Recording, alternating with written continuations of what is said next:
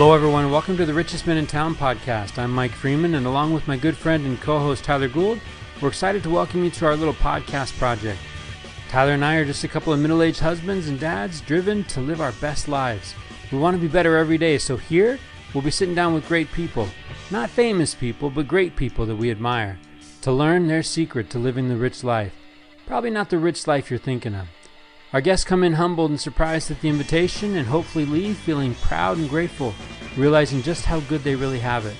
So pull up a chair, stay a while, and raise a glass with us as we toast our guests to the richest men in town. My goodness, Tyler Gould. Happy Thursday night. How are you? Happy Thursday night, Mike Freeman. It was a good night. It was a great night. So we're talking to a friend of yours, right? Yeah. Whew. There's been some times on this program where I am learning as we're rolling, as we're recording. Tonight, Peter Carlseen joins us, friend of yours from down in San Diego. What stands out to you as we're thinking about what our listeners are going to get from this? Yeah, I mean, Peter is he's such a smart guy, you know, and that's one of the reasons I like Peter and I like to be around Peter. He's smart, he's funny, he's so dialed in to things of a spiritual nature that I like being around him because I like learning from him. You know, he's always got some nugget that he's dropping that I want to pick up on, and honestly, to have him on the show, I thought, man, it'd be fun to hear what Peter's got to say. And it was beyond fun. I mean, it was crazy. I just learned so much from him tonight. It just opened my eyes to a different level of Peter that I don't know that I had been able to be around before. Yeah, we went to so many places, and I love the depth. You know, we talk about identity. We talk about resistance. Man, moms out there, Peter's got a story for you. We'll keep our powder dry, right? We won't spoil it, but just that example. You know, we can talk a lot, but boy, the power of an example and faith in action and what that means to a young man. So many things, right? We get into hope and we get into guys named Buck. That's right. and we do a great job selling Kansas. That's right. But Peter was everything that I think you expected him to be. I went into this experience, again, friend of yours. So any friend of yours is a friend of mine. That's kind of a blanket general statement. But man, Peter taught me some things, and I told him at the end of our time together, he's going to be bouncing around in my head. Yeah, for sure. He's going to be bouncing around in my head, and I'm going to be chewing on some of the things that came out of all of our mouths tonight. I think it really was an organic conversation that really came out of a good place, right? Of guys trying to be better. You're in a good place. You've got some things happening, and folks can tune in right out of the jump to find out what's happening with the Gould family, and it's all good. It's all good things, right? It's all good. I love tonight the discussion of just people in our lives, you know, and the goodness of people. I loved, you know, at one point he says, I like to be able to celebrate the victories of others, you know, and man, that sort of what a cool, humble way of looking at life, and what a way to look at life to find joy, right? And we can just not only we want to find our own success, but be able to be truly happy with the victories and the success of others. That was a great thought. And here's how this works, right? We bring Peter in, and Peter's circle joins our circle. So we want to welcome those that are listening, that are friends and family of Peter. And we want to let you know that what Peter drops here is at the heart of what this podcast is about. He talks about perpetuating goodness. Yeah. Right. As a source of hope. And that's what we get to do every Thursday night, brother. Right. Is connect with people that are committed and striving to do better, And tonight is really about that Maya Angelou quote, right? When we know better, we do better. And we're both walking away with some nuggets in our pocket that Peter helped us discover, right? Yeah, I feel really lucky tonight to have spent the time that we spent with Peter and with you, and to share some ideas and some thoughts together. I always taking notes, but there's some things tonight that we talked about that just really forced me to think about some things differently. And I'm excited about that. I'm excited about that. Those new thoughts. Well, Tyler Gould, I love you. I love Peter. Our time together tonight reminded me that there's just something bigger than us. Amen. And every opportunity we can to connect to that something bigger, we got to take it. Right. And I know our listeners from all over the world are going to have an opportunity as they listen to Peter Carlseen on The Richest Men in Town to connect with that thing that is bigger than themselves. So I hope our listeners take notes. Remember, it is what we do. It is the action that we take as a result of the things that we listen to. So to our listeners, to Peter's friends and family joining us for the first time, welcome. To Peter, I tip my hat to him. Thank you for showing up, brother. Tyler, thank you for making that connection. Listeners, enjoy Peter Carlseen on The Richest Men in Town. Last weekend, I had, flew my daughter home to visit, and her, what I guess is now fiance. Yeah. So he came home. He came home with her. Oh yeah. Took us out to dinner. Sat down with us and asked for our blessing to marry our daughter. So, here's the thing, man. Like, life is interesting, It's funny because when your kids are small, your milestones, they come all the time, but we don't see them as milestones, right? Because they're just small and they're in our house and we're with them and they're doing their thing and getting in trouble. They're giving us joy. It's just this constant of like, you're with them, right? It's there. It's like, oh, you went to 6th grade. Cool. You're in 7th grade, and it's good. Life is good. And then when they start to get older, like in high school, it becomes these bigger moments, it's like, I'm looking at schools that I want to go to. I'm considering serving a mission for my, for the church. All these things. And when they decide I'm going to go to this school and I've done the work to figure it out, you celebrate it. But at that point, you start to see sort of this, that you didn't have a grip on what you thought you had a grip on. Right. And they go to school and good things happen. Come home from school and they say, guess what? I'm going to go leave the house and for 18 months or 2 years, I'm going to be gone and I'm going to serve the Lord. And we celebrate it. This is great, but then they're gone. And I see, and now it becomes, at one point in time, it was like, boy, I realize I don't have a grip on it. And then as time goes on, I look at it and I go, shoot, I haven't had a grip on it for a long time, and then your daughter comes home with a boy and they say, hey, he wants to go out to dinner with you guys, and just you and mom. And so that's what we did. We went out to dinner and we sat down and yeah, man, it's a surreal experience. It's like in my mind, I'm 25 with little kids and coaching soccer where they all run around and pick flowers, and then there's some man sitting across from me at a table who says, I love your daughter.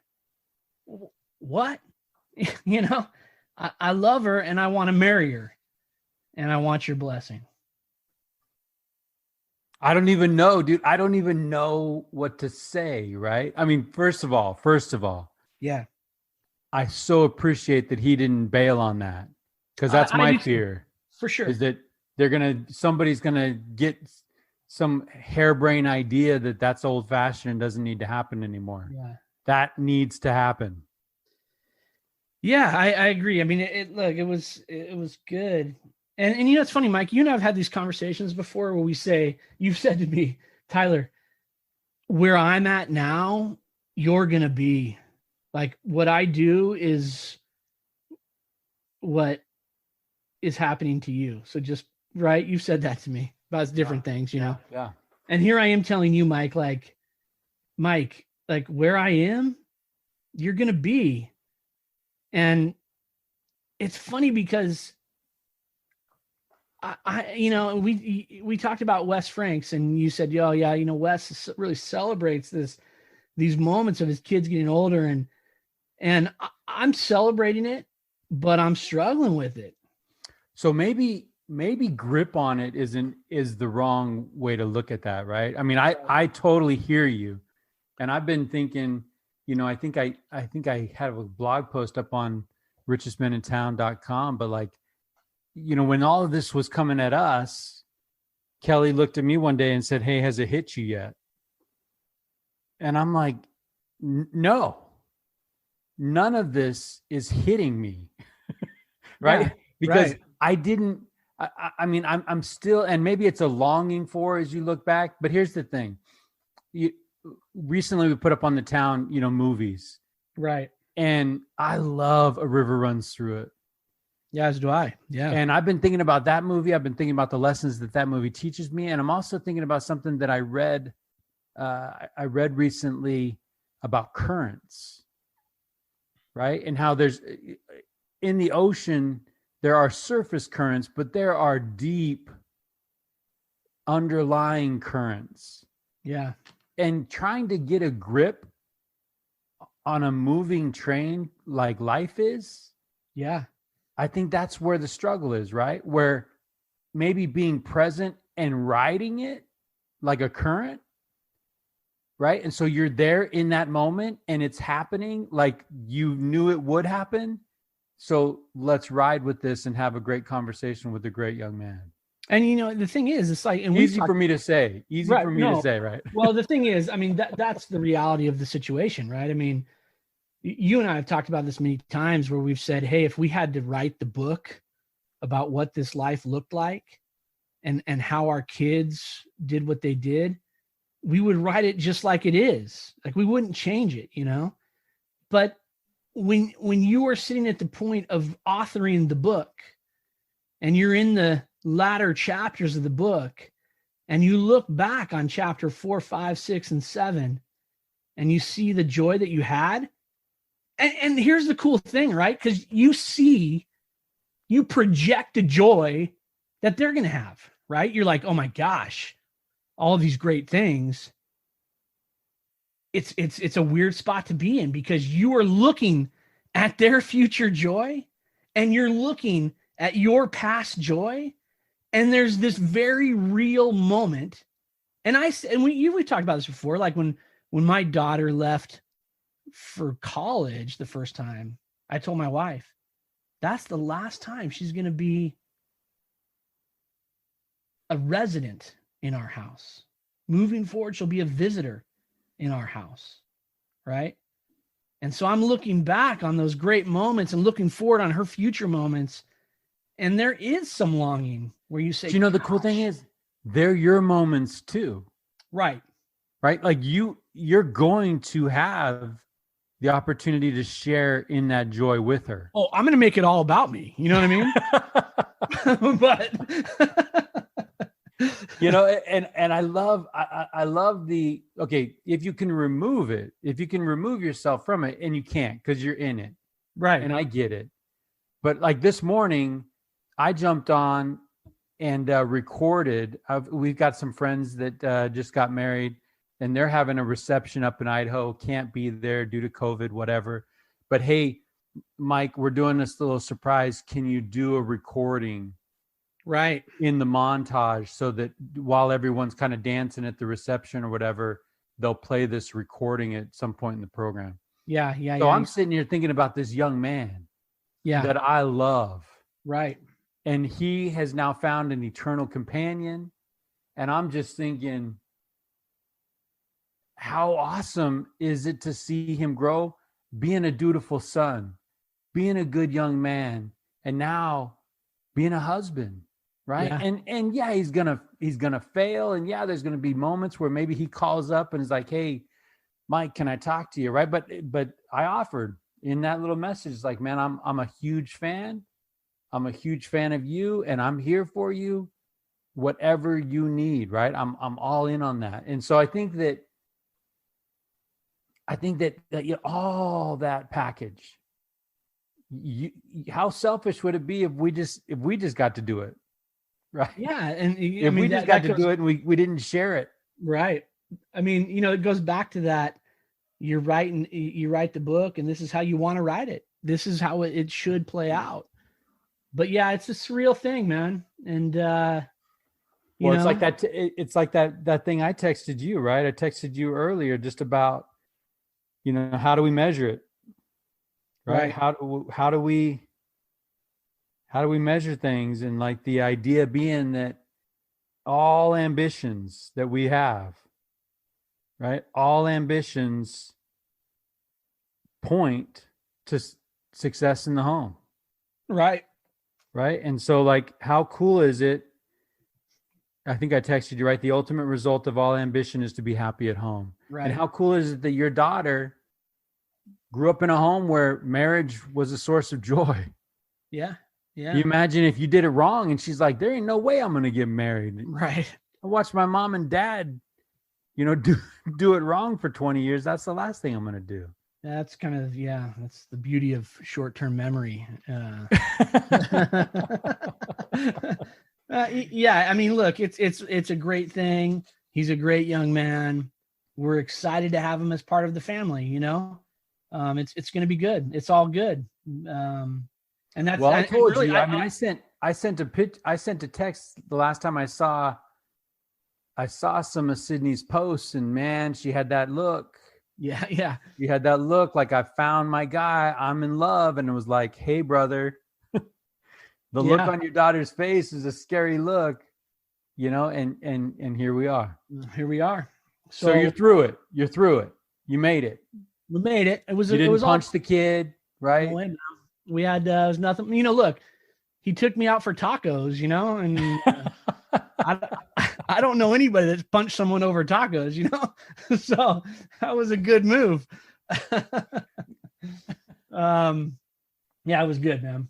It was a good thing. So I guess, you know, I tell you this so you can just mark your calendars, Freemans.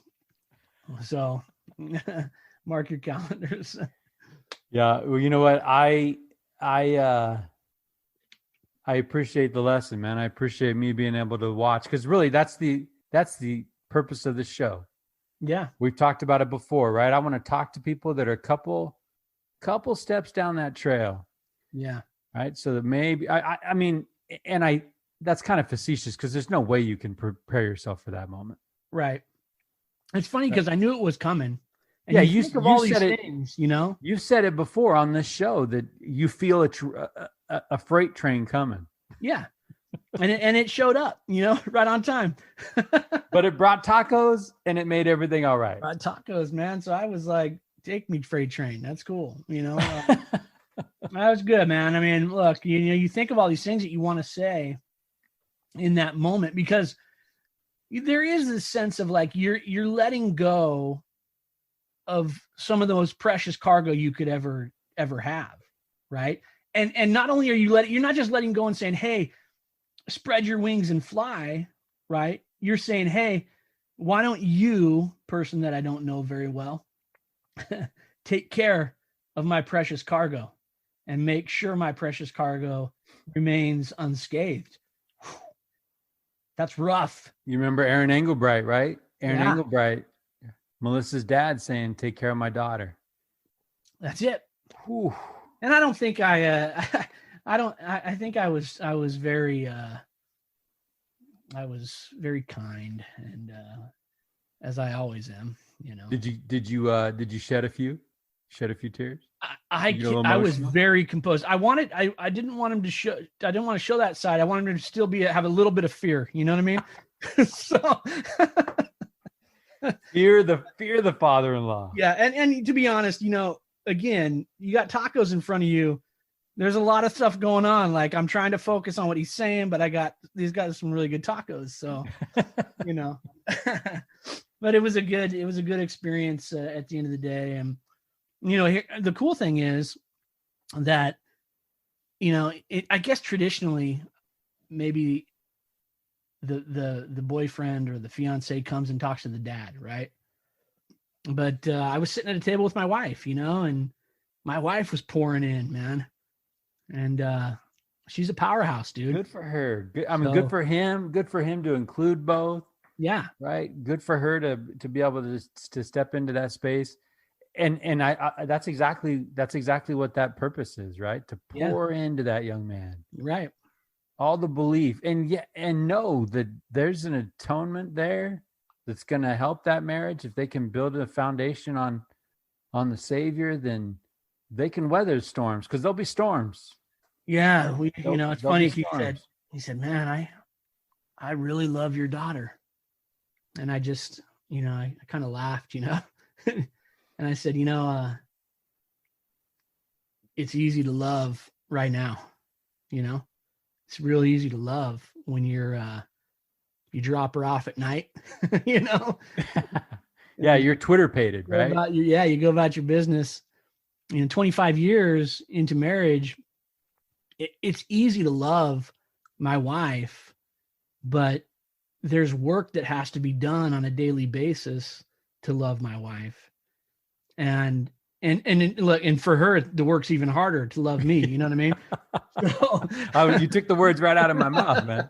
So you know, I think that's an important principle. But did you have any flashbacks? I don't know how it went down with Mr. Wonderly when that happened. You know, I'm trying to remember. It happened, and I don't remember the details. I think I was so nervous, worried. I don't remember a whole lot, other than I remember him being very gracious in that moment, and so I think I tried to emulate that on some level. Yeah, I remember. My father-in-law is a retired mortician. Nice. So I went to the mortuary. Oh boy. And went into his office and kind of sat nervously on the couch and played with a couple urns. And he was like, "What's going on?" Yeah. And I was like, "Hey, here's what's going to happen. Like, can I get your blessing on this?" Yeah. And I think I probably shared this with you before, but they have this famous in the family, you know, they've got a tradition that the answer is, you know, can you take care of her can you support her in a manner in which she's accustomed? Yeah. And I was like, "Oh yeah, man, I'm selling cardboard boxes for $7.50 an hour. Of course I can." Yeah. It was, I mean, it really, that was. And not only did he give me the blessing, we ordered some boxes. he felt compelled. He's like, this guy, I got to order a lot of boxes. Hold on. I gotta order some boxes. I gotta order some gloves. It was a nice order. So yeah, good times, man. I'm proud of you for handling that well. I'm proud of you for letting us in and sharing that moment, man. That's a moment. And I hate to tell you, but that's not your only kid. I know. You know, maybe by the time Gwen rolls around to this, I'm just going to be like, yeah. I get you. Just go do your thing. That's cool. Whatever.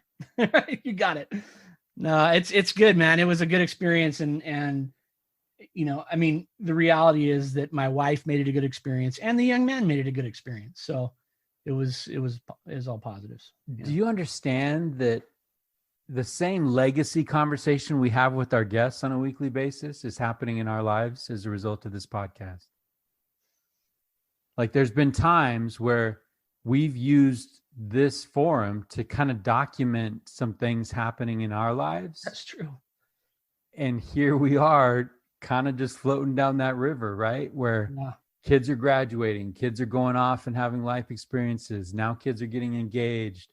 It's just it's a beautiful thing. All of it, just bundle it up embrace it, right? And be present in the moment and just love those tacos.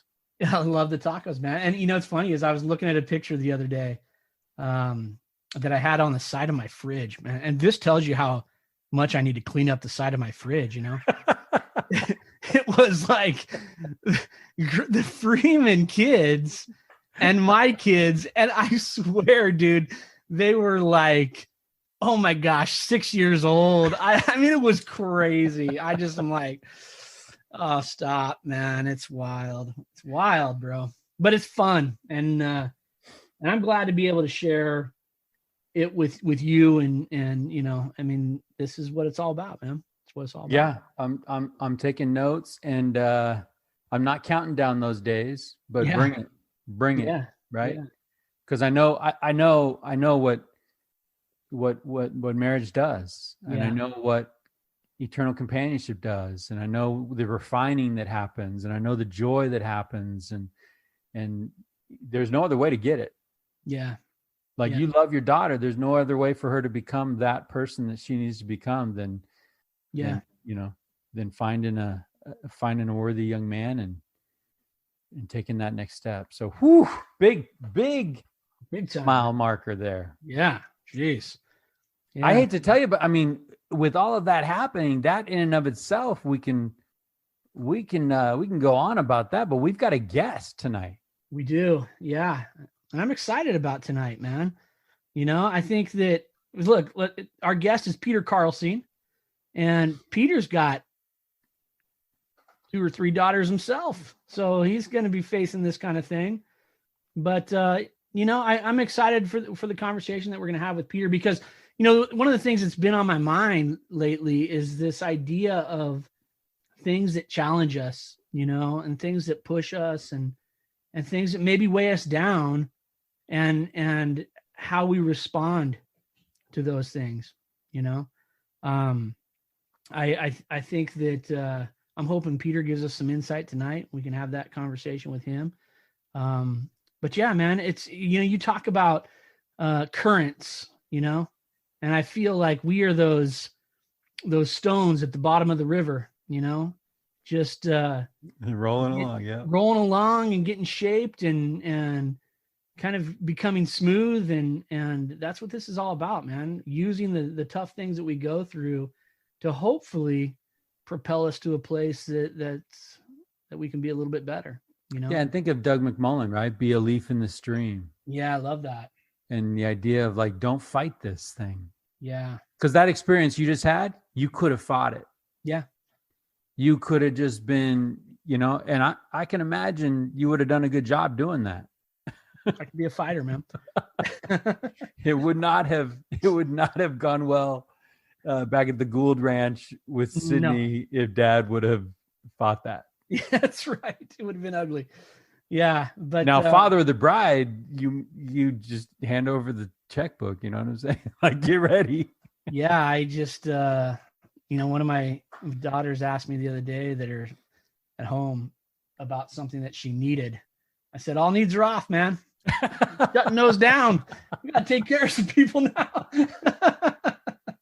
Yeah, there's been a reapportionment, reallocation of funding. That's right. CBO Ricky Gould is going to be redirecting some things. And I've been relieved of my duties, and she is now in charge of all. And I don't know what I'm talking about, but I can imagine your opinion will mean absolutely nothing down the stretch. Yeah, I was already told that we're gonna be in Utah in a couple months for a wedding, a niece's wedding, and I was informed the other day that on Saturday the girls are all going to go wedding dress shopping. I said, well, what am I supposed to do? She's like, I don't know, figure it out, man. Yeah, all I know is you're not invited. Like that's the vibe I got. So I just thought, all right, I'll reach out.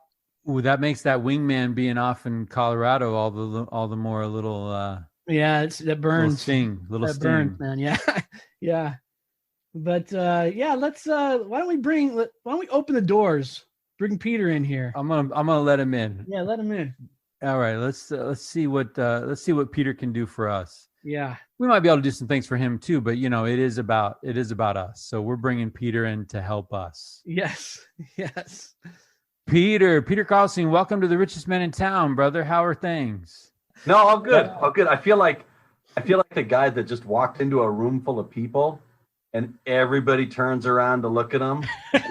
He knows what's going on, except the guy that just walked in the room. Yeah, that's right. Well, we've got so our boy Tyler Gould just dropped a bomb. I don't know. I'm assuming, Tyler, this is for public consumption now because we've got millions of listeners minus a couple million, and this is gonna go. So can we make the announcement? Yeah, I mean, I had that thought as I was telling that story, and then I thought, well, it's already out there, so let's just roll with it, man. This is a public format. So Peter, Tyler just shared, and I don't know, you've got girls. I don't know if you've played this movie in your head, but Tyler just had the talk. Well, hold on, let's clarify. Yeah, I had that talk a few years ago. If I'm having that right now, when You're she's in trouble. 22, we're in trouble. All right. Tyler just sat down with with his wife to talk to the suitor of Sydney over some tacos. Yeah. And he asked for their blessing to marry Sydney Gould. This went down, Peter. This is real. Oh my goodness. This is real. Yeah. Wow. So, Peter, so chew on that, Dad. Right? It's funny. I was telling Mike, I knew this was coming for a couple weeks, right? And in my mind, I'm playing this, it's sort of this well-rehearsed speech. Like you kind of want to be like the wise guy, wise dad, not the wise guy, but the wise dad that can share these gems, Yeah. And I just focused on those tacos, like those tacos were in front of me, and I worked on those and hopefully said a couple things that meant something, but I don't know. What's your speech, Peter? What's your speech? What's your speech? My oldest daughter's 16, so I don't have that speech quite figured out yet. Okay. I think that I haven't bought enough guns. There's so much to do. There's a lot to do, and I actually have to backtrack my speech because I'm on record on every occasion telling my daughter every boy's a dog. Well, I mean, I've said that speech as well. Well, now, like you've got to maybe backtrack because, right? She found a boy. Yeah. Look, and here's the thing, Peter. I'll be honest with you. Okay. This was a tough moment, to be honest. It's funny because I was just talking to someone today about it. I was talking to my mom actually about it, and she was like, "Well, how do you feel?" And I said, "Sad, actually, a little sad." Is that normal? I don't know. I can't tell you because I've not gone through this, but that was my emotion, and happy for her, right? I'm happy for her, but at the same time, it is this sort of monumental moment where maybe next Christmas she's not at our house. You know what I mean? Like all of those things that start to happen once. Yeah, don't do that to yourself, dude. Don't do right? that to yourself. I know, baby but steps. That's what happens. So you kind of prepare yourself. So yeah, I'm excited because he's a great guy, and I'm excited because they're in love, and I'm excited because I know the joys that come through marriage, but at the same time, selfishly, I guess, and this is purely probably a selfish emotion, I am a little sad. So square that. Talk me off the ledge. Do something to fix me right now, please. Well, first things first. I mean, where did you get your tacos? Yeah, I was at Lolita's. Oh, okay. Oh, okay. Yeah. Well, I think everything's going to be just fine then. I think you're good. All right, yeah, good. That's kind of what I told Mike. I just focused on the tacos. That got me through it. So, yeah. So Lolita's tacos makes everything better. They certainly can cure many things. Yeah. Yeah. If not low, then taco surf. I mean, you got to get one of the two. I think it's interesting, Tyler, that the older that we get, our emotions get a lot more complicated. Because again, you're getting into that. You're holding two things at once. Yeah, 100%. You've got this joy and you've got this sadness, and you're like, and then someone asks how you feel, and you're looking in your hands, and it's like, it's a bittersweet thing. Maybe the bitterness will be less and less, and the sweetness will be more and more. And I have no doubt, right? At some point, like, I mean, it's already there. Like you look at it and you're like, man, so many good things are going to come from this. And so you celebrate that. But yeah, I think that sadness is definitely more of that selfish emotion, because you can see, I'm projecting down the road, you can see how things change, but I'll figure out a way to make it about me at some point. I don't know. Well, you got a speech coming up, right? Because there's going to be, as father of the bride, you've got your moment. Oh yeah, it's like the airing of the grievances in the largest of forums. So I'll. It's another moment. It's another moment that no one will remember what you say. Right. I feel like my life is riddled with those, man. You build it up in your mind. I'm like, oh yeah, and then I'm going to say this. And in our mind, it's like Braveheart on the battlefield, right? Yeah. Like I am Wallace, and we're going to freedom. Right. And then the end, it's like, well, I kind of Right, and then I turn to the people and I go, "Did you hear, right, guys?" And they're like, "Oh wait, what did you say?" You were talking. I'm sorry. I don't know. Peter, you have a 16-year-old? Yes, amongst others. Yes. Break it down. What I hate to put you on the spot because this may be difficult for dads, but what are the ages of your kids? It's not so bad. We just finished the birthday gauntlet. So my oldest just turned 18. He just turned 18. He's graduating this year. Hopefully, he gets his grades up. And then I've got my next is my 16-year-old daughter Emma. Then I got a 14-year-old daughter Dana, and then an 11-year-old son Isaac. So 18, 16, 14, 11, and I don't have to deal with any of their birthdays until December. So I'm good on the ages for another 9 months. Nice. I love it. Well, so what's keeping you up? And okay, can we be real here for a second?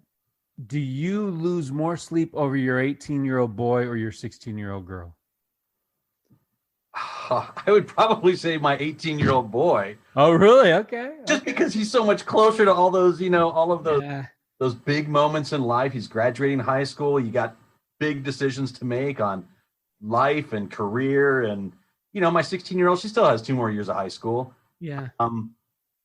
So, yeah. It's funny how that works too, because I think it's the same thing. It's like, that's Sydney and Quinn, and they were sort of in the thick of, making these big decisions. And I'm kind of like, all right, I got to put these guys on cruise while I, kind of launch this. And then today I was talking to Abby, and I'm like, geez, it's like she's going to be in Sam's shoes, like soon. And that's just crazy. So what is preparing or helping to prepare your oldest for life? What does that look like coming from you? That's a great question. I was thinking about that the last couple of months, and I'm like, man, I failed to do this. I failed to do that. I failed to inspire him to read all of these wonderful books that I think would be great that I would never, cared about at all at his age. Right.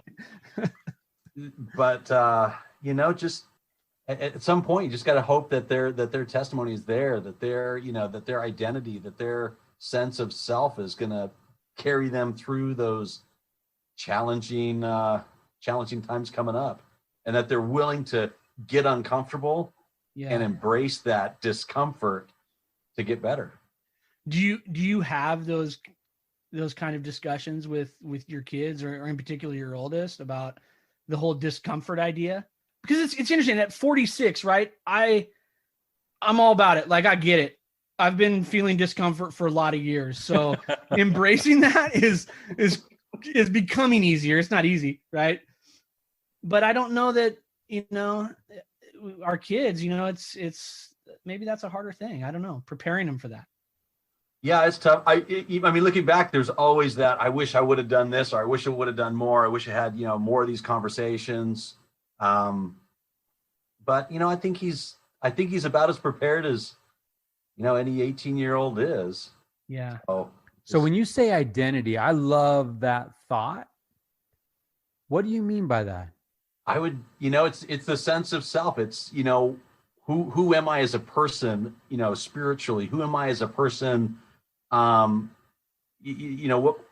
well do I know myself? I know at 18, I mean, I made a few good choices, but I was a knucklehead, to put it mildly. And, and I'm sure even at, the extremely old age of 46 that Tyler is, there may be an ongoing process. But to really have that fallback of who am I, so that when the decisions come up to be made, that it's not a matter of how am I feeling. It's not a matter of which way is the wind blowing. It's myself, my identity. Who am I, and how is that? I like that, Peter. Mike, for me, when Peter is talking, the thing that comes into my mind is the word confidence, and I think like at 18, like from my own personal experience, there was not a lot of confidence. I tried to like show confidence, but I didn't have a lot of confidence, right? Maybe there's a lot of false confidence there, but I do think that idea of knowing who we are beyond just a kid that's getting ready to graduate high school, that there's something bigger than us is certainly, for me anyway, makes me think about identity. And I kind of link that idea of identity and confidence together. I don't know. Well, and in my mind, I'm hearing Peter and I'm thinking linking identity and responsibility, right? Because when you understand who you are, it comes with it, that confidence and and certain things are expected of me. Not careful. I'm not saying by my congregation, by my family. Those things might be true, but that's a different kind of pressure. And I think that we need to maybe address that and maybe turn that down a little bit. But the idea of like connected to something bigger than me, connected to somebody else who might be expecting me to make a right decision so that I can be in a place to maybe help them. Right? No man is an island kind of a thing. Like I love the idea. If I can instill that kind of identity in my son, in my daughter, like, yes, you're a child of God. That's a huge thing. Yes, you're a freeman. That's a huge thing.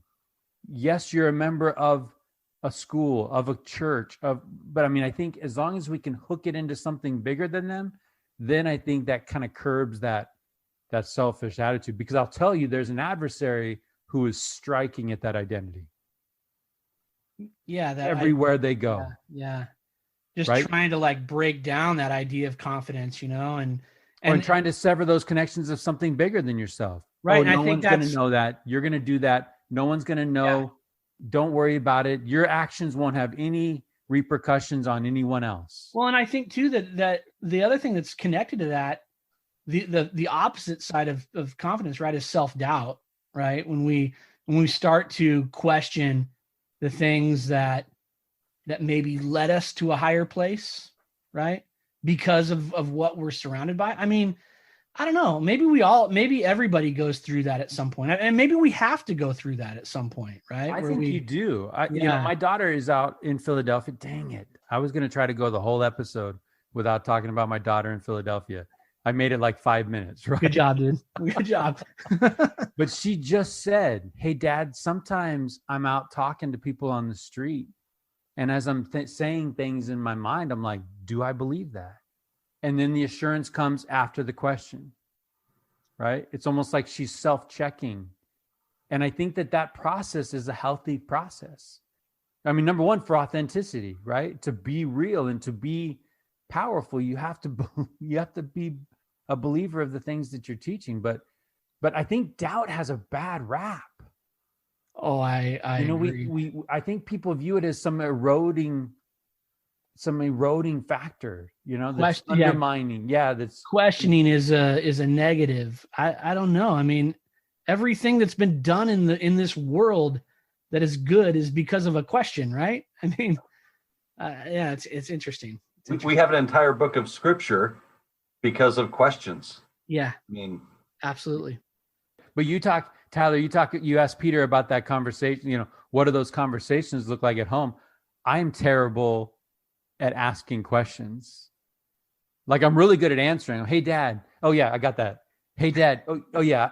And then this happened. And then, but like turning it around, or even answering their questions to me with questions to them, to put it back on them to own it so that they can discover it. Because honestly, when I answer the questions, I don't know if anyone's listening.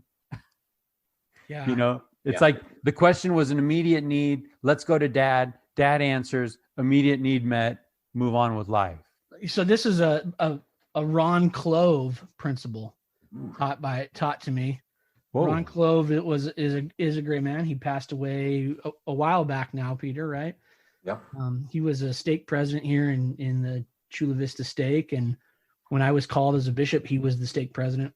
I remember calling him one night, late at night, some emergency going on, and I was a new bishop, and I was telling him, hey, this is what's happening, and I was sort of panicked, you got this thing that people are relying on you for some answers, and I'm pouring it out on him, and he's just silent, just listening.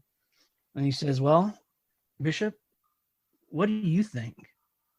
That was his answer to me. I go, hey, I don't know, man. I mean, I'm like, maybe this and this and this. And he's like, that sounds pretty good. You should give that a try and see what happens. Right. So I'm just glad you had an answer to what do you think? Because panic and thinking don't necessarily. Yeah.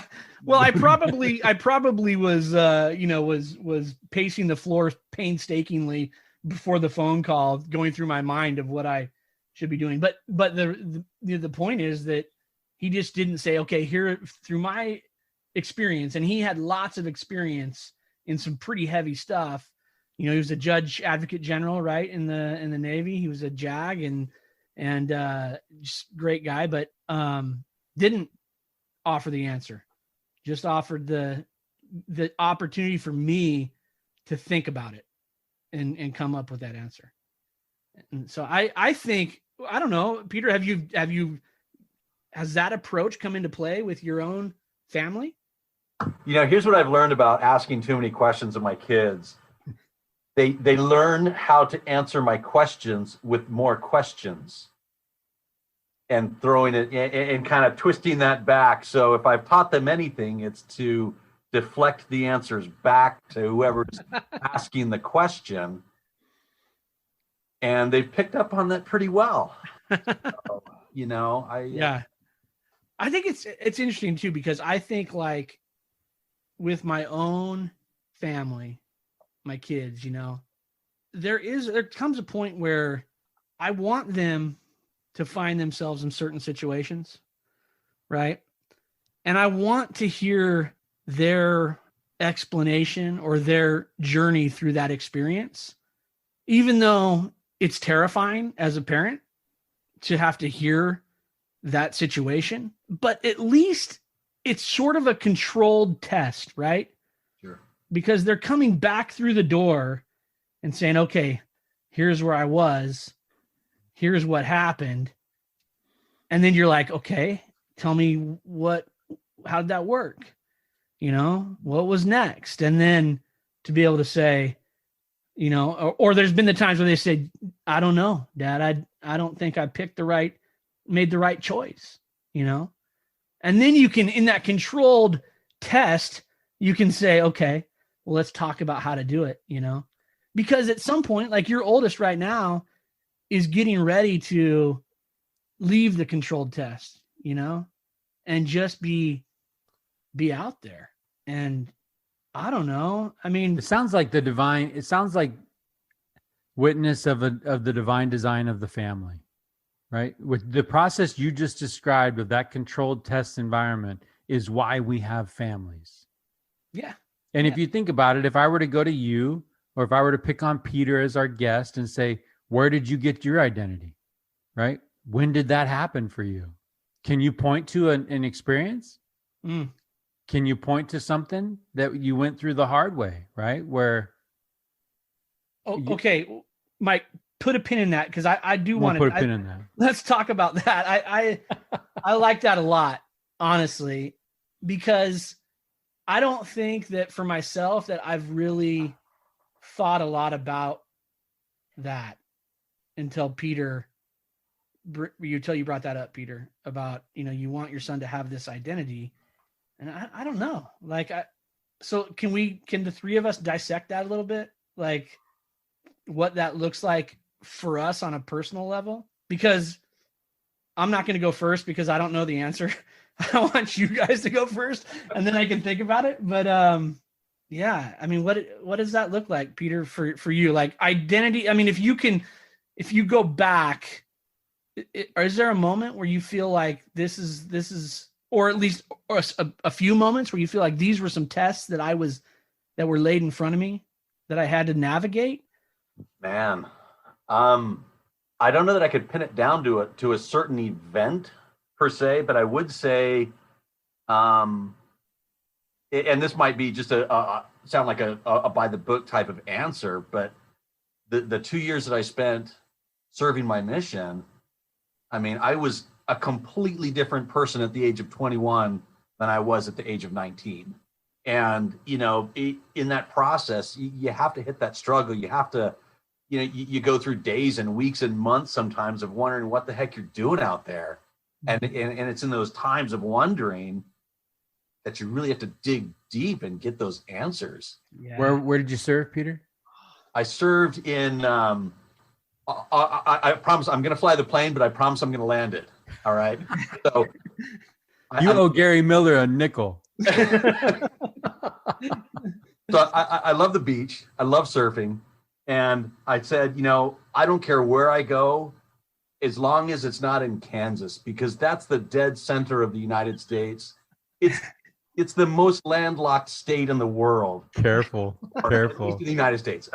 Sorry, I didn't do well in geography. But so when I got my mission call, I was called to the Missouri Independence Mission. And I was like, sweet, okay. It's not Kansas. Yeah, well, like 3/4 of the mission is Kansas. 18 months in the state, in southern Kansas. But isn't that weird how that happens? Like, oh, I don't ever want to serve there. And it's like, boom. Yeah.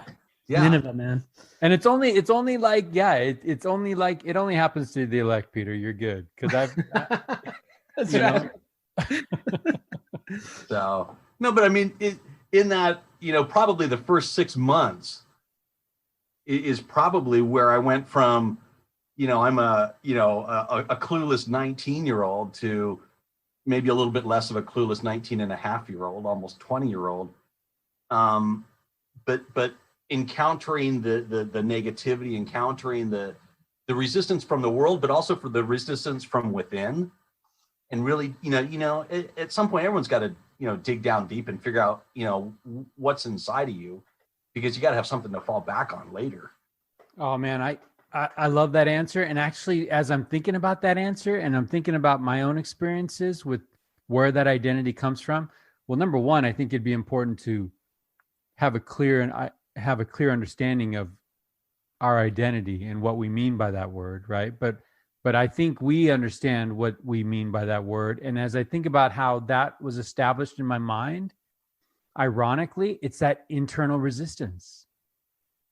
And ironically, with a guest named Peter, my moments were like the Peter denying Christ moments, right? Where I had these experiences and it was almost like the second after, it's like, come on, Mike, you're better than that. Mm-hmm. And in that better than that, it's like, I'm identifying myself by making mistakes, right? By shrinking, by not being who this kind of internal, like, that wasn't right. And I think that's not how I would have expected to answer that question. right? I would have expected some bold moment where everyone's like, is there a Mormon in the house? I'm a Mormon, Right. like something like that. But it's when you shrink, or at least in my experiences, it's when I shrink and that internal is like, no, you are better than that. The next time that comes around, you're going to crush it and hit it out of the park, And I think I love that internal resistance that Peter was talking about. I did too. I think I did too. I hadn't really thought about that. And I think as I'm listening to you guys talk and I'm thinking about moments, I just honestly feel like I'm still going. Do you know what I mean? Like, that's the thing. It's like, I mean, I've had great moments where great people and great experiences where I felt compelled and propelled to be better, but I think that internal resistance and that, Mike, you said bettering yourself by making mistakes. I mean, for me, look, I'll admit right here to our millions of viewers minus millions, right, is that I'm still learning by making mistakes, across all aspects, across all right. domains, right? There's been times where it's like, Dad, I kind of needed you to be better in that situation. Yeah. And like Kelly, like, hey, husband, where were you with that? Or like, I'm trying to present this unified front and you're letting the kids in, sweeping the flank in the back. And I'm talking to Ricky, man. And I think those, again, with pain though comes lessons. And we walk away from those kind of licking those wounds and like, oh man, how did I get in this situation? And how can I never get in this situation again? Okay, but here's a question for you guys. I mean, if that's the case, and I believe it is, that we go through these experiences and they remind us of what maybe our potential is because we shrank from that potential at that moment. But what's the difference? What sets someone on the path of encountering those moments and embracing the opportunity to become better rather than encountering those moments and just turning away and saying, you know what, I can't do that. Because I just had that conversation the other day with someone, who said, I can't keep pushing forward. I don't have it in me. So then what's the answer there? I think part of that is, we're sitting there, we're not islands to ourselves. We need that influence from other people. I'll never forget there was, I was probably 5 months out on my mission in the small town, shout out to Wellington, Kansas. And my comp and we had just had like the absolute worst day. We had brought over. Oh, I'm there in my mind. I'm there. I know, me too. I love it. we brought some brownies over to somebody's house, that we had been teaching, and we brought brownies. We were super excited. Hey, and they opened the door, and the person that answered the door said, "Oh, my daughter can't have chocolate," and she slammed the door in our face. And this was supposed to be somebody that was like supposed to be nice to us, Right. We dejectedly went back to the apartment, and I just sat down on the couch. I'm like, man, we've knocked on doors. We've talked to a whole bunch of people. Nobody wants anything.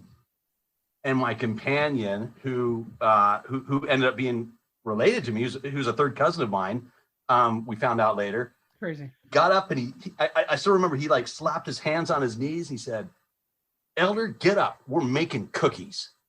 And we proceeded to make chocolate chip cookies and deliver them to every single family in the ward over the next couple of weeks.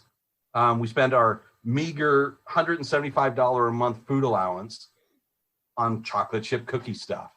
And the reason I brought that up is, I felt completely dejected. I would have rather just kind of gone in my room and sulked for like the rest of the day. Yeah. But it's times like that where, sometimes we have to turn to the person next to us and say, okay, take the lead, teach me something. I love that, dude. That is a powerful thing. And honestly, it's funny because as you're talking about it, I know that is it, man. That's gospel truth, but when I'm asking you that question, not even in my mind. You know what I mean? I know, but but I love the idea that it comes from outside. Yeah. right? Because as you're saying that, I'm thinking of experiences where it's similar, right? We're making cookies. By golly, it's like I had a companion that called it a cup check. Like, pun intended, but it was like, hey, are we gonna look at everything that's wrong? Can we find something right in this situation? And I'm thinking about it too. And Tyler, the person that says they can't, they're right. Yeah, that's right. If we're trying to do it alone, yeah, we can't. So that I can't, you know what, brother? You know what, sister? You're right. And there's moments where even when I get in trouble when I take that 400-pound backpack, right? Yeah. By golly, I am going to do this. You all be damned. I'm going to do this. And it's like hell or high water. It's happening. Yeah. Do you maybe want to include the Savior in this plan? Do you maybe want some enabling grace to help you? Or Mike, you got this. Oh, okay. You got this. Let's just get some popcorn and see how this goes. Right. It's interesting though, because I think that we know that, right? And I'm grateful for that reminder, Peter, because that is such a big deal. I mean, as you're saying that, right, I go back to that idea of identity, and it's because of all the people around me. That's how I know my identity, right? Because all the experiences I've had with other people that have taught me how to get up and move forward and try to progress. And we know that, right? I told this person when they said I can't, I said, well, I can, right? That's what I told them. I can. And so I'll be by your side until you can, right? And here we are talking about this, and that's the answer. I mean, I love the reminder that, and now I'll go full circle to our opening discussion about my daughter being engaged, right? The hope is like in my relationship, there's many times that my wife has to be the one that says, well, you can't. Okay, I can. And you just walk with me until you figure out that you can. Right. And so I think that's a huge, I love that reminder. Thank you. Well, and the other thought too, shout out to the General Conference address, Eyes to See. Yeah. As we get ready for General Conference coming up, I'm kind of cramming from last conference, and the other day I listened to Eyes to See. And Tyler, as you sit there and you look at the future husband of your daughter, you look at him hopefully with eyes to see who he can become. Yeah, what his career is going to be. You know what I mean? Like that's how you pay. Not the 20-something-year-old kid that's in front of you, right? But like who he can become. Yeah. And I think that as we're investing in people that can't, we are the ones that say, I get it. I get where you're at. Yeah. You don't see what I can see. And to take it back full circle with me, Peter, before you got on, I was talking about this morning, I recorded some wedding well wishes for a young man who just got married up in Idaho, Tyler Wilds. Shout out to Tyler and Ashley. I remember a moment when Tyler was kind of wondering who he was. I remember a fast Sunday. I remember where I was. I was fasting for Tyler Wilds to find himself. I say out loud in a congregation, in a meeting, that Tyler Wilds is going to serve a mission. Tyler Wilds is going to go to the temple. That meeting ends. I check my phone. Tyler Wilds had sent me a text saying, can I talk to you about a mission? Right? Like Tyler didn't know who he was. Much like Tyler doesn't know who he is right now, right? He's a young kid who just got married, right? We didn't know who we were. And we can perpetuate that and further it out, right? Like I'm 45 years old. There's going to be a 90-year-old Mike Freeman. And that 90-year-old Mike Freeman is as distant, as foreign, right? As a babe sitting on a mother's lap looking out. Like, but the cool thing is you knew who Tyler Wilds was. Knew him. Right?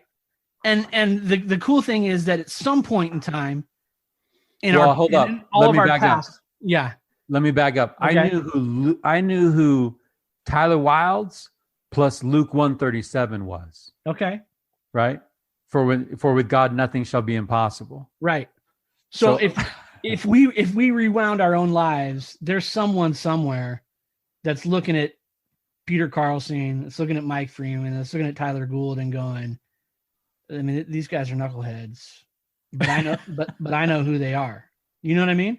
And now one of the hardest things and the most humbling parts about being who we are right now is somebody's looking at them. Somebody's looking at us now and thinking, man, if I could only be the person that person thinks I am. Yeah. Well, that's a good thing, right? You think about that and how important it is to have eyes to see and how important it is to kind of communicate that out. Pull someone aside every once in a while and pour into them and say, hey, I get you. Right? I get you. Yeah. Come on, man. You can do better. You can be better. It's crazy. All right. So look, I feel like. Hey, really quick though, Peter, on the worst day ever in the mission, I just reached out to my mission companion via Facebook to connect with him and reminisce on the worst day ever. The best. It's great when you can see it in the rearview mirror. It's 25 years in the rearview mirror, right? That's right. I still remember the journal entry. It was one sentence. Well, I'm just wondering how many worst day evers I was responsible for some of my companions. You know what I mean? Shout out to Clint Watkins, who will probably testify that I was the. Yeah, let's bring Clint in here and get the lowdown. But Peter, thanks for letting us. Thanks for letting us in on those thoughts. I love that whole conversation, and that wasn't even. That's not even on the script tonight, Peter. So I appreciate it. Yeah, that was good. So Peter, I mean, I guess it's all tied into the same thought, right? Identity and growth. But can you give us a glimpse of you growing up and what that looked like, and kind of the makeup of your family? Hold up. Let's back this up, Tyler. Why Peter Carlseen on the richest men in town? Like you've got some folks, at least probably 7 people. Why Peter? Well, Peter was number 7 on the list of all the people I know, so that was one reason, right? No, I'm kidding. Moved up, all right. Peter's one of the smartest guys I know, and not just in knowledge of business and life, but he's got a depth of knowledge spiritually that I admire and I look up to. And I think that when you put energy like Peter does into knowing sacred things, like that's a person I want to know, you know what I mean? And I want to be around. So yeah, that's why Peter, and it doesn't hurt that you were number 7 on the list. And so, right?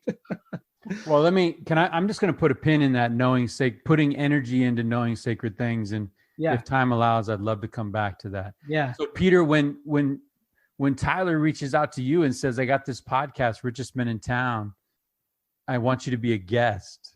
What goes through your head? Well, first of all, why? Why me? But then going back through some of the episodes, obviously there had been a couple of best ofs. There's the what did we learn? So I figured, okay, they've exhausted every possibility. Let's throw them a bone here, and we'll just we'll try to make something happen.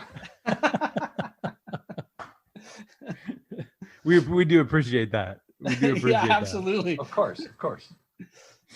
That was more. Now let's take us back, into that identity formation, and take us back to growing up. What was that like, Peter? Where did you grow up? And talk to us about your parents and family. So I'm a number 4 of 6 kids. I was the youngest for about 5 years, and then my little brother came along, when I turned 6, and then 5 years after that, my little sister came along. But my older brother and my 2 older sisters, we were all about a year and a half apart. So we're grouped pretty close.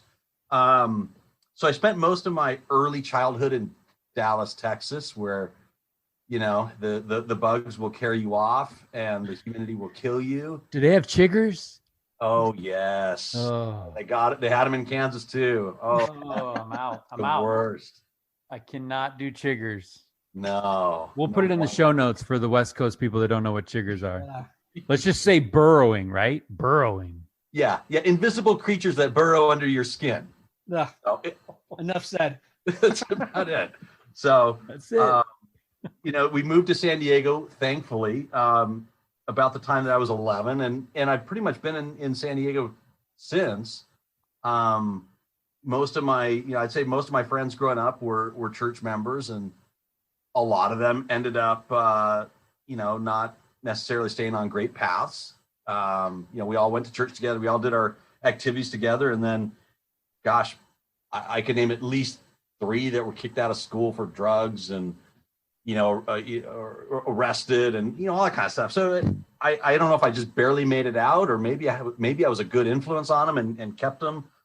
But I think I just got lucky, actually. But yeah, by the grace of God go I, right? Something.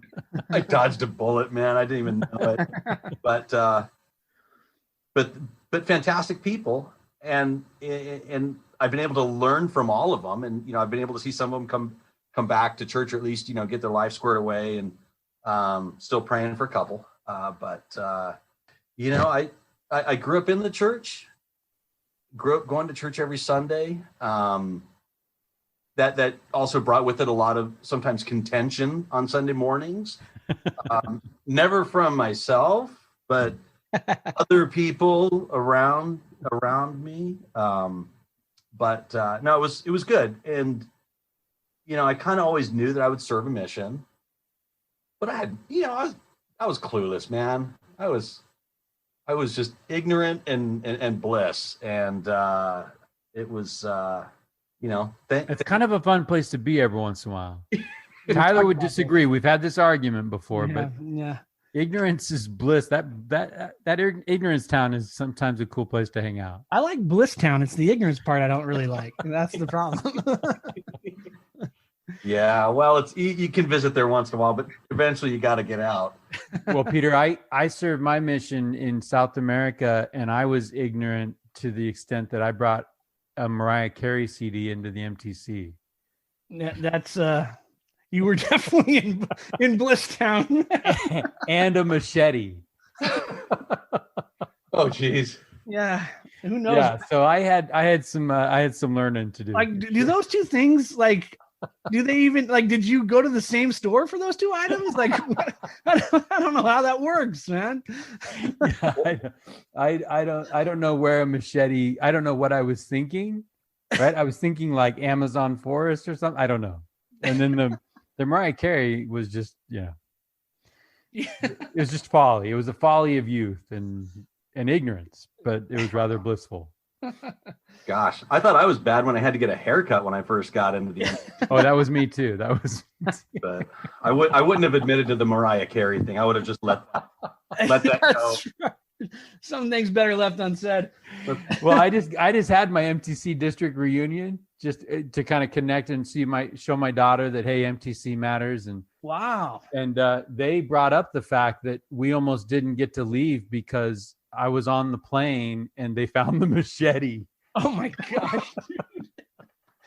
And so the flight attendant comes up and is holding the knife and is coming to my seat. It's like, excuse me, sir, is this yours? And it's like, gosh. Yeah, it's like, we can't travel with this. I'm like, okay, then I guess I'll find another way to cut through the jungle. Can you imagine doing that today? That's what I was going to say, dude. Post 9/11. Oh my gosh. Oh no. Good times. Drug into some kind of warehouse and interviewed for a while, man. Yeah. No. So sorry, you were a blissful, somewhat ignorant young man. Before you expound on that topic, Peter, let me ask you this question: What did because you said you grew up 4 of 6, going to church every Sunday. What did faith look like in the Carlseen home when you were young? I mean, what were mom and dad doing? How was that modeled for you guys? That's a great question. I mean, for me at that age, I mean, faith to me was just kind of, you just put one foot in front of the other. You just keep going. You just keep stepping forward. And that's, doing the basics. I had a very elementary level of knowledge on it. But I remember when we moved to San Diego here, I didn't realize at the time how big of a leap of faith it probably was. You know, there was an unemployment issue, there was money issues, I remember walking in on, I'm gonna get teary here. I remember walking in before we left. I remember walking into my parents' bedroom, probably say goodnight or something like that. And my mom was kneeling on the bed, just crying and praying and just thinking, you know, this is going to be so hard.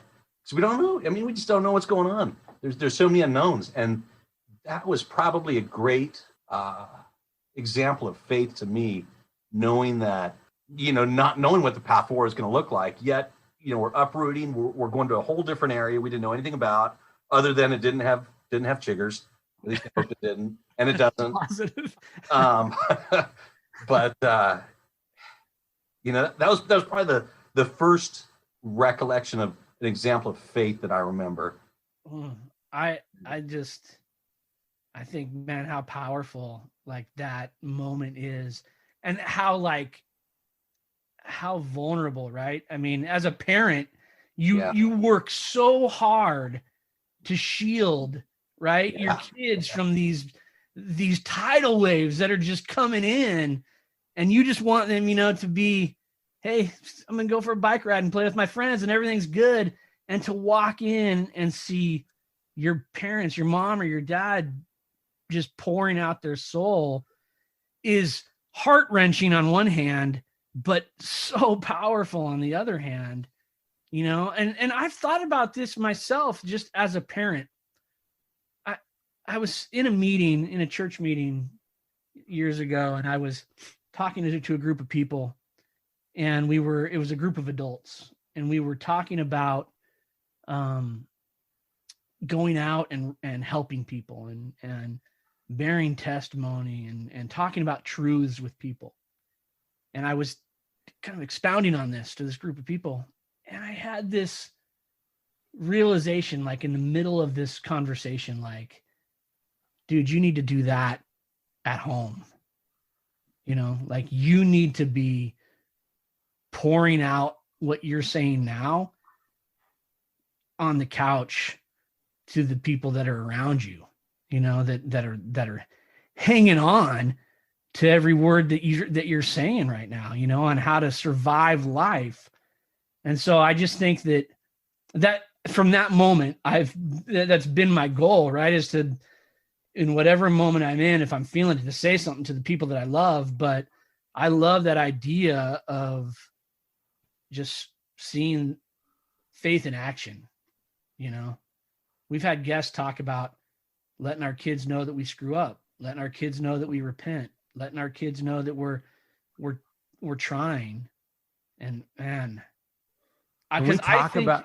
go ahead, Mike. Yeah. Can we just talk about the power of a mother's prayer? Forget about it, right? So Peter, you're wondering why you survived. Right? I think you just tipped your hand of why you survived. Yeah. You got a mother, you know, kneeling down and praying. I know that our stake president has said that one of the most touching things, he's got a son serving in Eastern Washington. And one of the most touching things that happens is hearing a mother pray for a kid who's not in the home. Is like heaven on earth. And you know what, Mike, and Peter, that moment that you walked in and saw your mom, I would venture a guess that moment was replicated many times over about probably you, your siblings, you know what I mean? Like, man. I'm all for the shield. Because I was about to ask Tyler, why do we shield? I get why we shield our kids from stuff. Yeah. Right. And I'm not saying that we're 100% transparent. Although I know some people that have budget conversations with their kids. Oh, I need to do that. You know, so that I get why there's not necessarily 100% full transparency, but I'm telling you, Peter, I'm trying to put myself in your shoes in that moment. That was probably worth 1,000 lessons on prayer.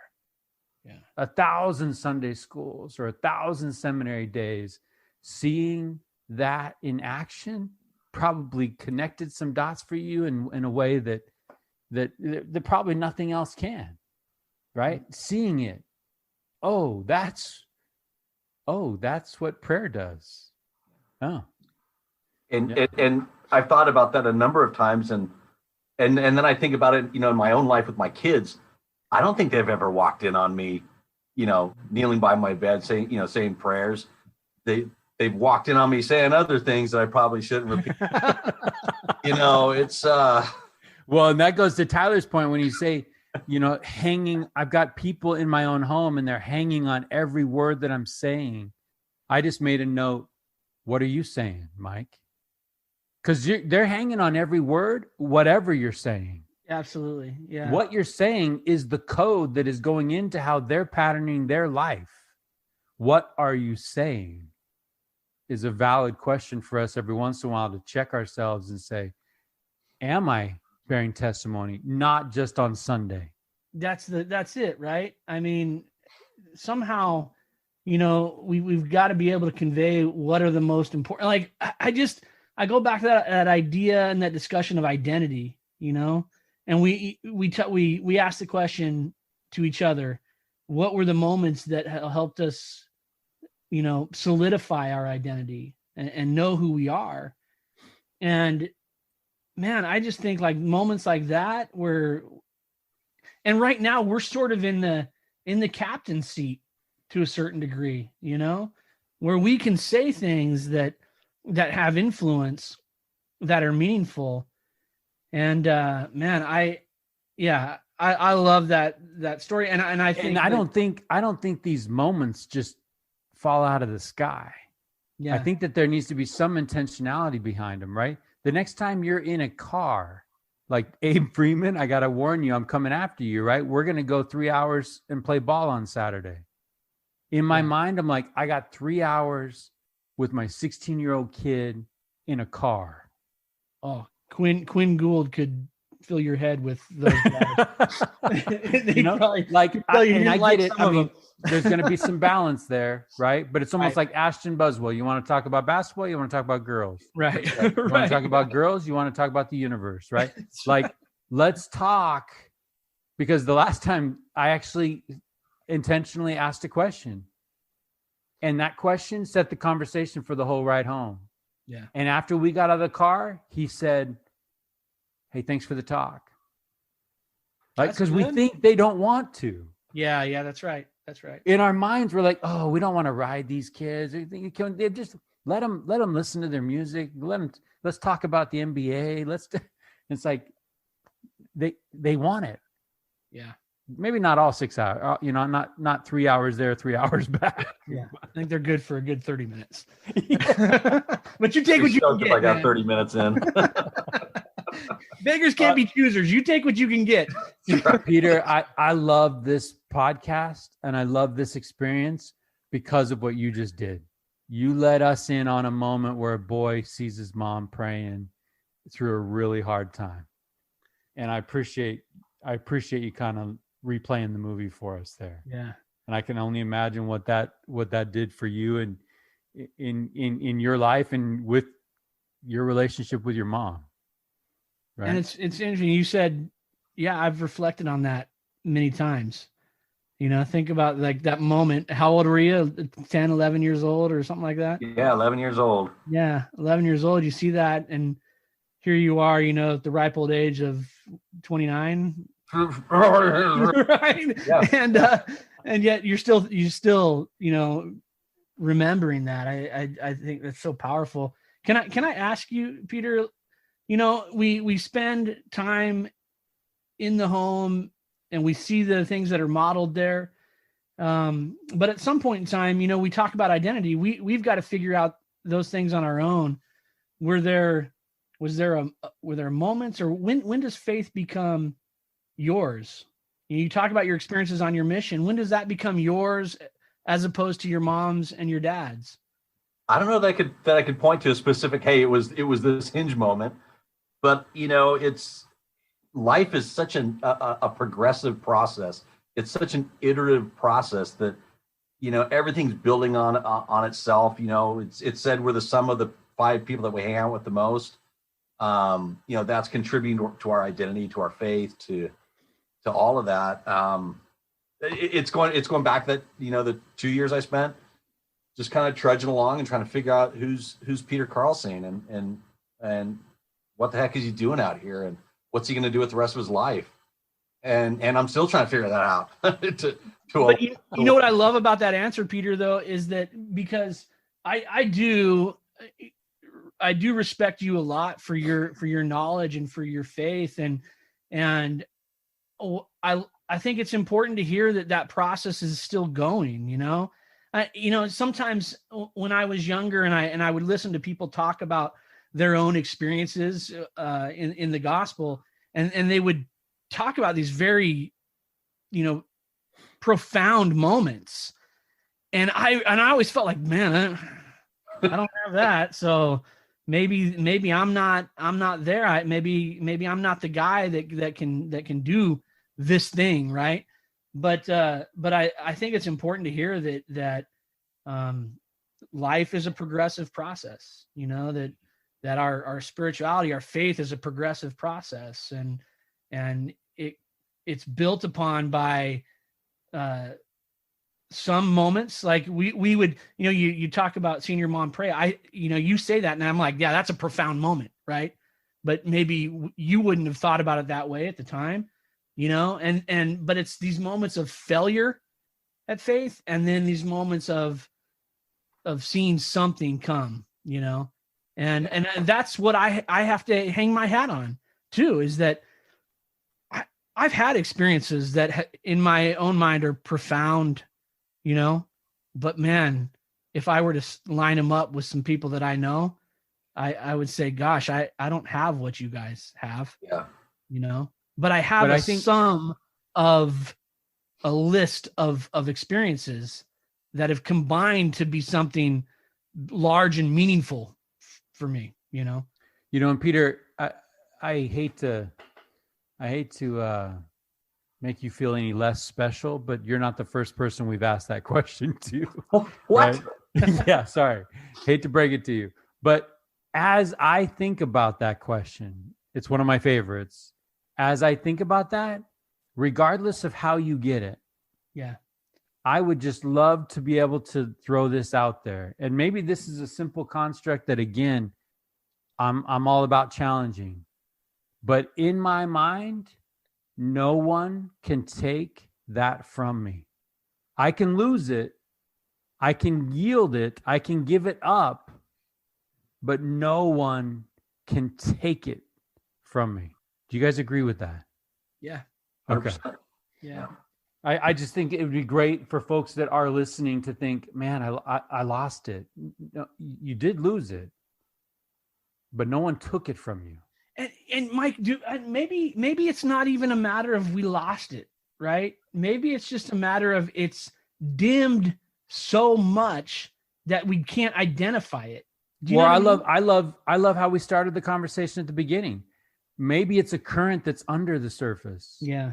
That's still moving. How many times have we talked to people that left that path? And Peter, you talked about friends that left the path, but maybe are coming back or putting their life back in order. It's because that current, it's still under there, right? It's still there. It's not on the surface. It's not visible. Right. But it's under there. And it's God's love just saying, I haven't gone anywhere. You are still my son. You are still my daughter. And guess what? You can't run far enough. You can't dig deep enough to escape that. Well, you know what's interesting? Last week I was visiting some people and just checking in and saying hi. And I was talking to a young person who is no longer currently actively involved in the church. I've had some stuff. And she said to me, I've just had this feeling, that I should serve a mission.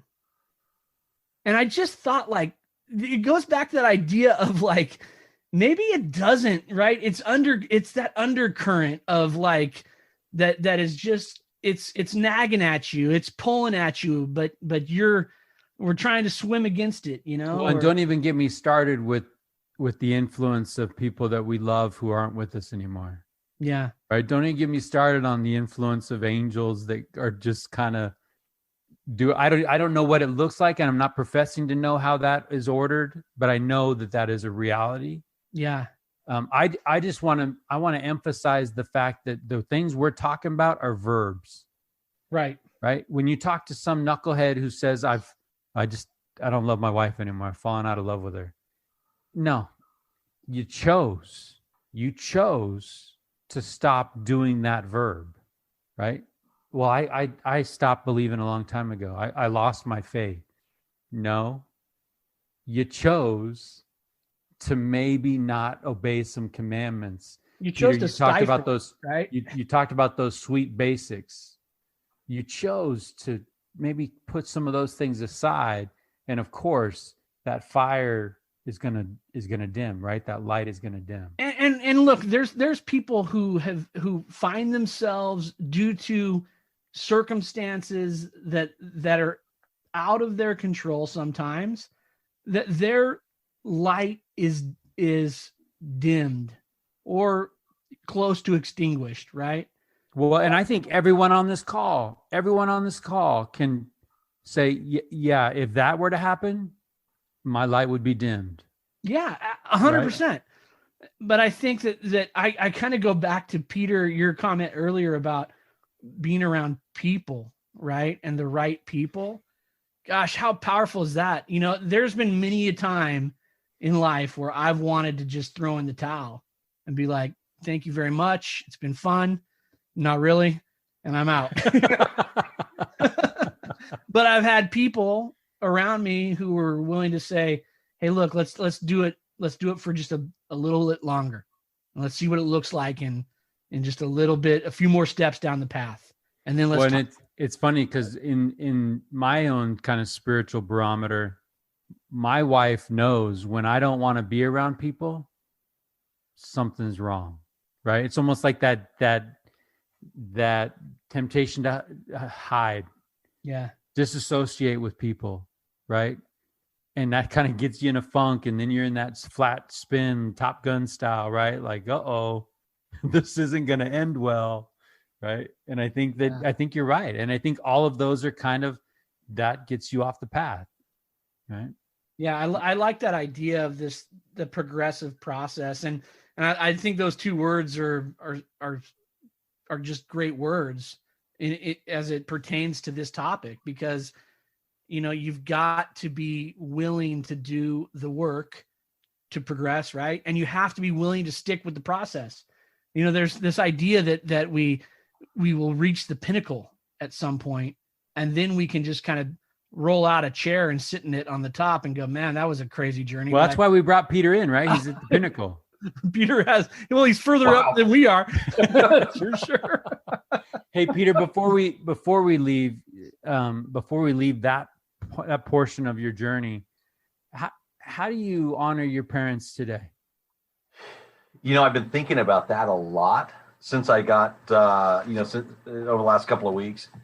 And, you know, I think it just comes down to trying to replicate the good that they've shown. You know, sports, we're used to the whole zero-sum game concept. We're used to, if you win, that person loses. If that person loses, you can win. There's only so much great that you can do. But the concept of goodness and teaching and learning, that multiplies. And so to be able to, I think to honor them is to take what I've learned, to spread that out, to, you know, hopefully show at least a particle of the faith that I've seen, to help spread some of that knowledge, to help spread some of that goodness, you know, to my kids, to the other youth that I interact with, to the occasional, you know, adult that'll listen to me. But now hold on, I think I've been in your Sunday school classes. I think way back in the day, staying at the Hotel Gould, there's I remember people listening. So Don't be too hard on yourself. That was back a little bit, so maybe people hanging on the words listening. too. You know, Hanging. what I mean? Yeah. Hanging on the words. Yeah. That's probably what was going on. Is there anyone else that you would like to honor as you think about like where you are in your life now, and are there any folks that were of particular influence that you'd like to honor? I get it. I can take a hint. You're trying to get me to say my wife. I can read through that. I can read between the lines. Smart man. Yeah, exactly. So no, I mean, we've been married for 21 years, almost 21 and a half. And, that's doing the math. That's like almost half of our lives. Isn't that crazy? That is crazy. I mean, and the thing that you brought up, 90-year-old Mike Freeman is going to be, totally different than the 100-year-old Mike Freeman. And, I look back, and when I was married 21 years ago, I was clueless. I was an idiot. I thought I was great. I thought I was smart. I thought I was, Mr. Faithful and Mr. Knowledge and Mr. Smart, but man, what a dummy. And luckily my wife, Lisa, she's been able to, stick by me and kick me around a little bit to help me, push some of that potential. So how did you meet Lisa? Oh man, we've known each other since probably our youth days. We had the same senior seminary class. I don't know that, she might say differently, but I don't think she would give me the time of day before my mission, because I was a bonehead, and she was, she was the youngest of 9, or she still is youngest of 9, and probably a little bit smarter than I was. And, so we didn't really start dating until I got out, home from my mission a few months later. And, it clicked. That, that's that. But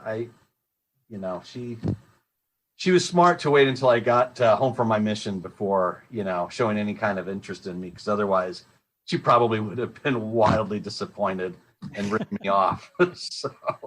Well, it's funny because and I think you're not unique in that a lot of people that we've talked to have said, yeah, we got married, and then 21 years later or however long later, here we are, and I just, again, this is like on my mind, right? Because I just had this conversation with my daughter's fiance, but I think that, man, in those 21 years, those lessons, right? The arguments, the disagreements, the joy, the sorrow, all of these things that you get to experience with this other person. And if done the right way, put you in a place at 21 years later where you can say, man, I'm in love with this person, because, she was willing to look past my follies as a youth, but she was also willing to pick me up and set me back on the path over 21 years and help me get where I need to be. I mean, that's a podcast in and of itself, right? Where we could just talk about those things that have gone on. But I appreciate your humility, and I agree with your assessment of Lisa being smart. And I just think it's funny. I think it is rather unique that he's implying that there would have only been disappointment had she dated before the mission, and kind of implying that there's been no disappointment since. Well, shoot, maybe so. Maybe my wife needs to talk to Lisa and figure, because there's been a lot of disappointment on my life. Yeah, I think that disappointment is a card that is played well as a parent, and also I've had it handed to me a few times. Absolutely. From Mrs. Freeman. So. I know that one well. Although I am having a difficult time thinking of experiences where I've got to play that card, right? I feel like I'm the one disappointing. No one in their right mind is going to jump on this platform and talk about times their wife has disappointed them, but it does seem to me to be rather uniquely ours to hold. Right? Yeah. Peter, don't touch that one. Don't touch that one. We have you on record honoring your wife. Well done.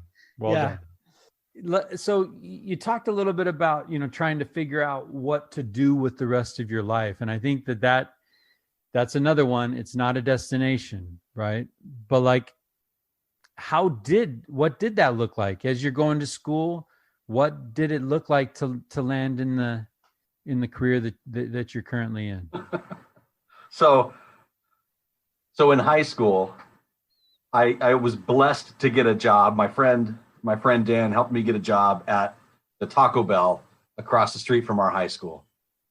So after 10 months of that, I did get a raise. I think it was like a 13-cent an hour raise. I decided that that's not going to work. I traded that in for the office environment. I was working for my dad, who was in real estate at the time, and doing paperwork, transaction coordinating. I think I probably just played with paper in folders. I don't even know that I did anything, but it paid a heck of a lot better than Taco Bell. I didn't have to, get the grease out from underneath my fingernails. It is a little harder to hook friends up, though, in a real estate office. Yeah, it was coming through drive-through. It's like, I'll take a large water, and that was like right. Clues. Like, oh yeah, let's throw some tacos this kid's way. It's kind of hard to do that in a real estate office. Yeah, I can't just say, oh, here's a house. But I remember, my senior year of high school doing that and thinking there is absolutely no chance in Hades that I am ever getting into real estate. In fact, I remember like the last. That sounds a little bit like the Kansas conversation you had. That's right. That's been a theme that I will never do that theme.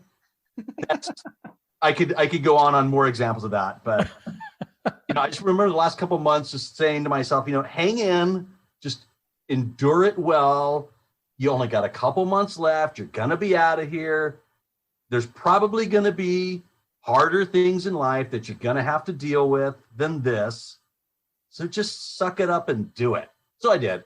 Went on my mission, and I remember a specific conversation in a car in the middle of Wheatfield, Kansas, by the member Buck Balzer he's in I think the Wellington ward now, but we're in his pickup truck. He's taking us to a dinner appointment.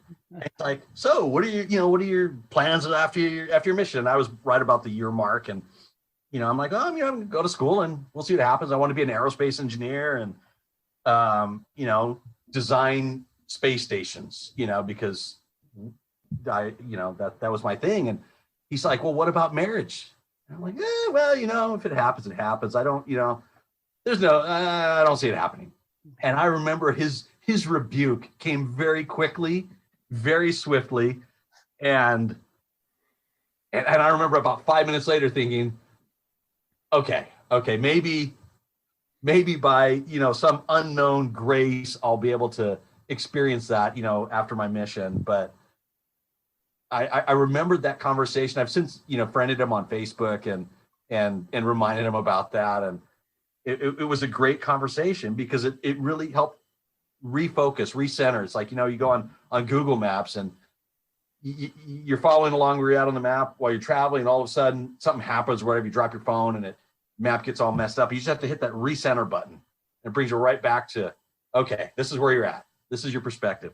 And that really brought me back to, okay, maybe I will, maybe I won't, but I can't just say, well, I'm not dating anybody. I'm not, looking at that right now, but maybe it'll happen. And of course, I got home January 1 of 99, and we were married in November of that same year. And I remember, just the impression of that saying, you gotta have some faith, man. You don't know everything. Yeah. You know so little about what is in store, and what you do now has such a huge effect later that, you think you're doing these great things, these great monumental achievements, the 2-year mission, going to college. You think, oh, that's like the pinnacle, right? And then 5 years later, 10 years later, 15 years later, you're like, oh, that was like a little baby step. But I'm at the pinnacle now. Right? So, I just kind of look at it and say, this is a stepping stone. I don't know what 60-year-old me is going to look like or what I'm going to have accomplished, but I know that what I'm doing now is probably an important stepping stone. So I better get done what I got to get done. Yeah. Man, I like that perspective a lot. Like, I mean, there's been a lot of times where, for me, I'm going through something and I'm just thinking like, well, just let me get through this thing and just put this thing behind me. Like it's either a waste of time or it's a hardship I don't want to endure anymore. So let's just get rid of this thing as quickly as possible. But I love that what you said about I better learn as much as I can right now, and I think that's I just like that attitude or that thought process of being a learner. And I think that is for me, that's been a tough thing for me to adopt, I guess, like just trying to find the value or the lesson. I think I'm better at it now, but I'm 46, man. Like I'm a slow learner, dude. I should have done this 25 years ago, but I do like that idea of here. I am where I am now. Like, what am I going to learn from this right now that I can take with me to the next step if things change, right? But I mean, it's a couple of things. Buck Balzer, wherever you're at, thank you, right? Thank you for that recenter. Hollywood couldn't cast a better name of a Kansas dude. That's what I'm saying. Buck Balzer, come on. I picture the outfit and everything. Let's go. But now I want to circle back, right? Because Peter, you said, I don't know. I don't know what that 60-year-old me is going to look like, but I'm about gobbling up as much as I can learn right now. And I just want to go back to that thing we put a pin in and unpin that. The idea of throwing energy into knowing sacred things. Because I can tell you that I'm starting to rethink some things based on conversations that I've had. I used to think Heavenly Father knows how busy I am, and I'm going to give him 5 minutes and he's going to multiply that, right? I'm going to give him 5 minutes and he's going to say, oh, Mike's busy. He's giving me 5 minutes. Let's blow the heck out of that 5 minutes and bless his life. And I'm not saying that's not necessarily true, but if I want a relationship with him, can it be 10? Can it be 15 minutes? Can I like Tyler's talked about, can I turn the car off? Can I turn the radio off in the car and give him that? Can I look and find some places so that I can know those sacred things? Because I've had recent experiences almost like a payday where I've tasted some fruit. I've had some exchanges with people. And as I'm having that exchange, I'm feeling like this is because you have made this a priority. And when I feel that, I'm grateful for it, right? I'm grateful for it. Like Stephen Mitchell, I take it into my heart. It feels good. And I send it up, right? Send it up to heaven. Grateful for it. I'm not letting that wig me out as far as a source of pride. But I can tell you, Peter, I think you're wrong. If you looked at how you are living your life, you'll know what that 60-year-old Peter is going to look like. Because what you're sowing, right, what you're harvesting right now, you will sow. As you're doing those things, as you're reading, as you're doing what you need to be doing, there's going to be fruit. If we're doing those things and finding some space to do those things with sacred things, beyond my little 5 minutes and he's going to blow it up thing, we're going to be pulling that fruit off a tree in 5 years, 10 years, 20 years. As we're thinking about those things and spiritually building the life that we want, yes, there'll be trial. Yes, there'll be some things we have to endure, but there will come moments down the road where the Holy Ghost will whisper in your ear, this is because you did that thing. And I'm telling you right now, You've probably felt it. Tyler, you felt it. I've felt I'm an old man and things happen. And I've felt this is because you walked the streets of Uruguay in 1996. So that law of the harvest is alive in our lives. I can look in your life. I'm not going to pry, but I can look in there and say, what's Peter doing with his time? And that will be the Peter of 20 years down the road. Is Peter investing in his marriage? That will be the marriage 20 years down the road, right? Is Peter investing in relationships with people? Then I see Peter happily married and with friends that love him, right? If we're not investing in those things, that'll die on the vine, right? So I'm not saying, I didn't mean you're wrong, but I wanted to kind of connect those two thoughts that you had shared. He tells me that all the time, Peter. Rightfully so. That's right. But well, I like share, that. hey, Tyler, you want to share really quick? I took words right out of your mouth. We texted earlier about that dying on the vine. Yeah. And being patient. Are you in a spot where maybe you could talk a little bit about that idea of like patience and urgency?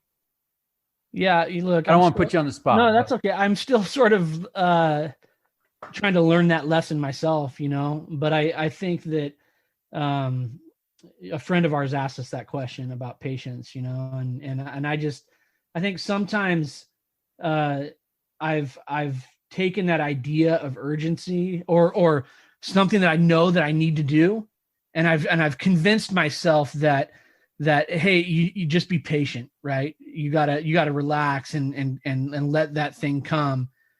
But I think that there's been times where I've squashed urgency, a sense of urgency that I've felt, by convincing myself that I need to be patient about it. And that feeling or that prompting has gone away.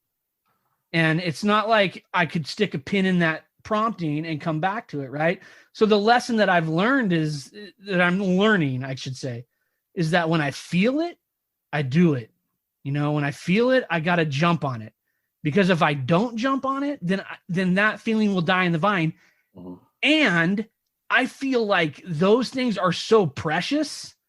Like I can't afford to let those things die on the vine. I'm a simple man who only gets a few opportunities, right? And so when they come, I gotta dive in. And again, I'm a slow learner. I'm 46 years old. I love that thought though. I just love that thought. And I think there's an art and a science to this living stuff. Yeah. And I think that's where the art comes in. How to know the difference, right? Yeah. How to know, like, okay, back off on that versus no, hit that spot, go now, don't go. Don't you know what, back. Mike? Here's what I've learned. And this could be wrong. Here's what I've learned. When I feel a sense of urgency, my feeling is to put in as much effort as I can into that thing and be patient for the results. Like that's where my patience comes into play, right? Like not in the effort. The effort has to be all in for me. And then I have to be patient with what the result could be, right? I have to be patient and faithful that I did what was asked, or I did what I felt.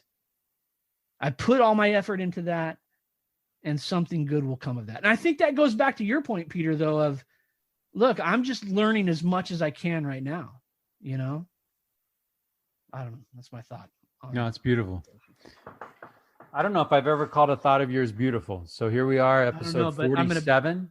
I'm going to cut that clip, and we're going to play that over and over again, man.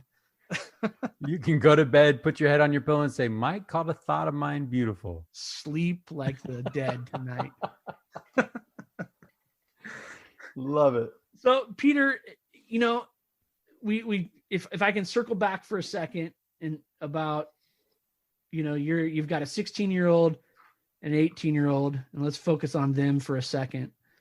If there was and I'm sure you've had these opportunities, but if you could sit down as your son's got a couple of suitcases in his hands, headed for the next next phase of life, whether that's school or a job or whatever it is, what's the one thing that you would like to say to him as he walks out the door?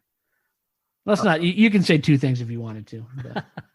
Well, I would say, one of my favorite quotes, it's by Ray Kroc, who we all have been to McDonald's, one of the founders of that. And he said, "You're either green and growing or you're ripe and rotting." And I've even heard him quoted in general conference. And, people don't mess with the fruit when it's on the tree. It's when it's not growing anymore, when it's reached its peak, there's no more capacity for it to get better. That's when it falls off and dies. So, stay connected and always be learning, be growing. In John 15, there's that whole allegory of, oh, love it. You are the branches. You got to be connected if you want to bring forth good fruit. And if you don't, you're not good for anything. You're getting cast off. And that's, bringing forth that fruit is how we show and prove that discipleship, whether that's church related or just being a good person. So that's one thing that always goes through my mind. But then I heard something, I think it was on your podcast a few weeks ago, to kind of counter that or to go along with that. I don't know which one it is, but something to the effect of, the problem isn't knowledge, the problem is inaction, or the problem isn't ignorance, the problem is inaction, something like that. Yeah. Dale Carnegie. Yeah. Oh, okay. Our problem is not inaction, or it's not ignorance, it's inaction. So, we, on the one hand, we need to learn, we need to grow, but on the other hand, it doesn't matter what we know if we're not doing anything with it. Go out and, prove it. Yeah. Now herewith. Yeah. Go forth and conquer whatever. Well, and if anything too, it's in the acting that we may fail. That's right. Right. And in failing, we may have those experiences that we talked about earlier. We're like, dang it, that didn't go well. Right. Yeah. And that's maybe where we forge that identity in the trial and error. And by golly, I'm going to try, so I've got this thought that I run through, kind of a mantra in my mind. There's a time for thinking, right? There's a time for planning. There's a time for talking, but thinking, planning, and talking are a weak substitute for doing. It is in the doing that we learn. It is in the doing that we build anything. I think doing without planning is a mistake. But I think so many times, Tyler, and you and I have had this conversation where it's almost like paralysis by analysis. Yeah. Do we know everything we need to know about this? Okay, let's go. Let's hit our spot and let's do something with it. Yeah, I think there was I don't remember which general it was. I think it was World War II. Said something to the effect of they go through all of these days and weeks and months of planning on how they're going to these military strikes and all the stuff. He said the plan was worthless, but the planning was priceless.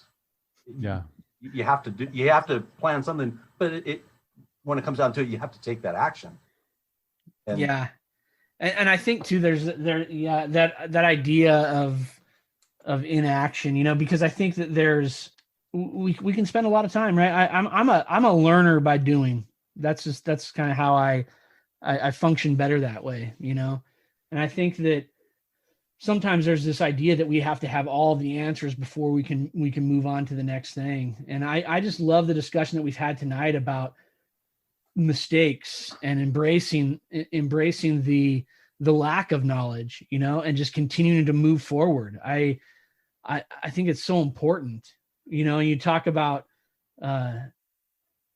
being connected. I love that idea too, man. I mean, I think that's so powerful to, and I hope that as you're saying that, I'm just thinking about the things, you talked about earlier about, well, I didn't do this and I didn't do that with my kids and I haven't done this. And as you're talking about the John 15, I'm thinking, man, I don't think I spent enough time talking about that. Like that's powerful. I need to go. Yeah. Can I call him tonight and say, hey guys, I need to talk to you about this thing. Yeah. It's funny because that one comes up from time to time in my home. When the missionaries come in, I always ask them, what's on your plaque at home? Right. What's the scripture on your plaque at home? And I kind of have just a preconceived notion that it needs to be from the Book of Mormon. Right. So I kind of joke with them when we don't go there and we go somewhere else, but there's amazing verses in other places. And out of the blue, my kids asked me, okay, Dad, if you were on your mission, like what would be on your plaque? And I went, John 15:5, like you are the branch, like I am the vine, abide in me. You'll be abundant, right? You'll bear fruit. Without me, you can't do anything. I love that. And then they razz me because like, well, that's not from the Book of Mormon. You're breaking your own rules. Like, yeah, you can't be John 15, like period. Right. John 15 is an amazing reference. And I appreciate that thought. I love that thought. So Peter, we're, with change is inevitable, right? We've got all of these things going on. And again, this is on the forefront of my mind because you've got it. You've got your son who's a senior about ready to graduate, right? Change is just coming. What gives you hope? Wow. What gives me hope? I think just the goodness in people. I'll be 100% transparent and honest. There are days where I feel like I don't have a teeny bit of hope. And I don't know if that's, too much Facebook or if that's just too much time in the office, dealing with the problems that come along with it. But, connecting with good people and seeing goodness perpetuated is probably the thing that gives me the most hope. And then the occasional, my kid saying something to the effect of, Dad, you were right. Whoa. I for the record, I don't know if that's ever happened, but I think it's happened in my head. I don't think that's an actual memory, but just I like that answer. I connecting with good people and seeing goodness perpetuated. Yeah. Can I just say, Tyler, really quick? Yeah. Like that hope is a fickle thing. It is a fragile thing. And we really, almost like Dave Hill, right? We need to guard our heart. We need to guard our hope because there are forces out there. Peter mentioned Facebook, right? There's good things about those things. There's some ugly things about those things. And I think that there are literally drill bits that we can take to that bucket and just leak out hope. And in the end, when we need it, we won't have it. So I work in education. I've been on record before. I'll say it again. Every day, 122 people commit suicide in this country. We've got a neighbor to our south. They've had 4 suicides from one school in 1 year. But they just got survey results back, and they have 40% suicide ideation happening in their school. We live in a context of trauma, of chaos. We live in days that have been foretold in the scriptures that peace will be taken. So all the more reason to stay connected, all the more reason to surround ourselves, right? We actually have the tools to be able to do that, right? To whether we want to call it inoculate, whether we want to call it incubate, we can create these environments and have these connections where we can see goodness perpetuated. Yeah. At the same time, we can get in places where goodness is nowhere to be found. Yeah. I appreciate those thoughts, Mike. And I will say that knowing the Carlseens, Lisa and Peter, I mean, there are people who have hope or have received hope because of their connection with the Carlseens. And that's not hyperbole. Like that's stated to me at times. And so you should know that. I mean, and that's not putting you on an unfair pedestal, Peter. Right. Absolutely. That's just little things, a word here, a text there, right? That's That's how this work happens. The work of the Lord is done how he did it. The woman at the well, right? It's these exchanges.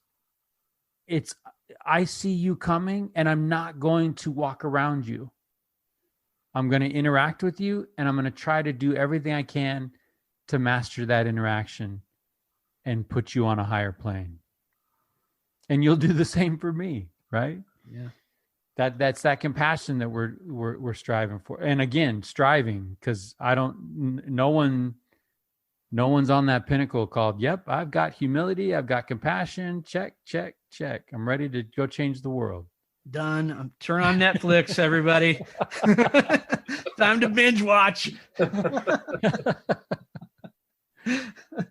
Yeah, I think I appreciate that though. Hope is a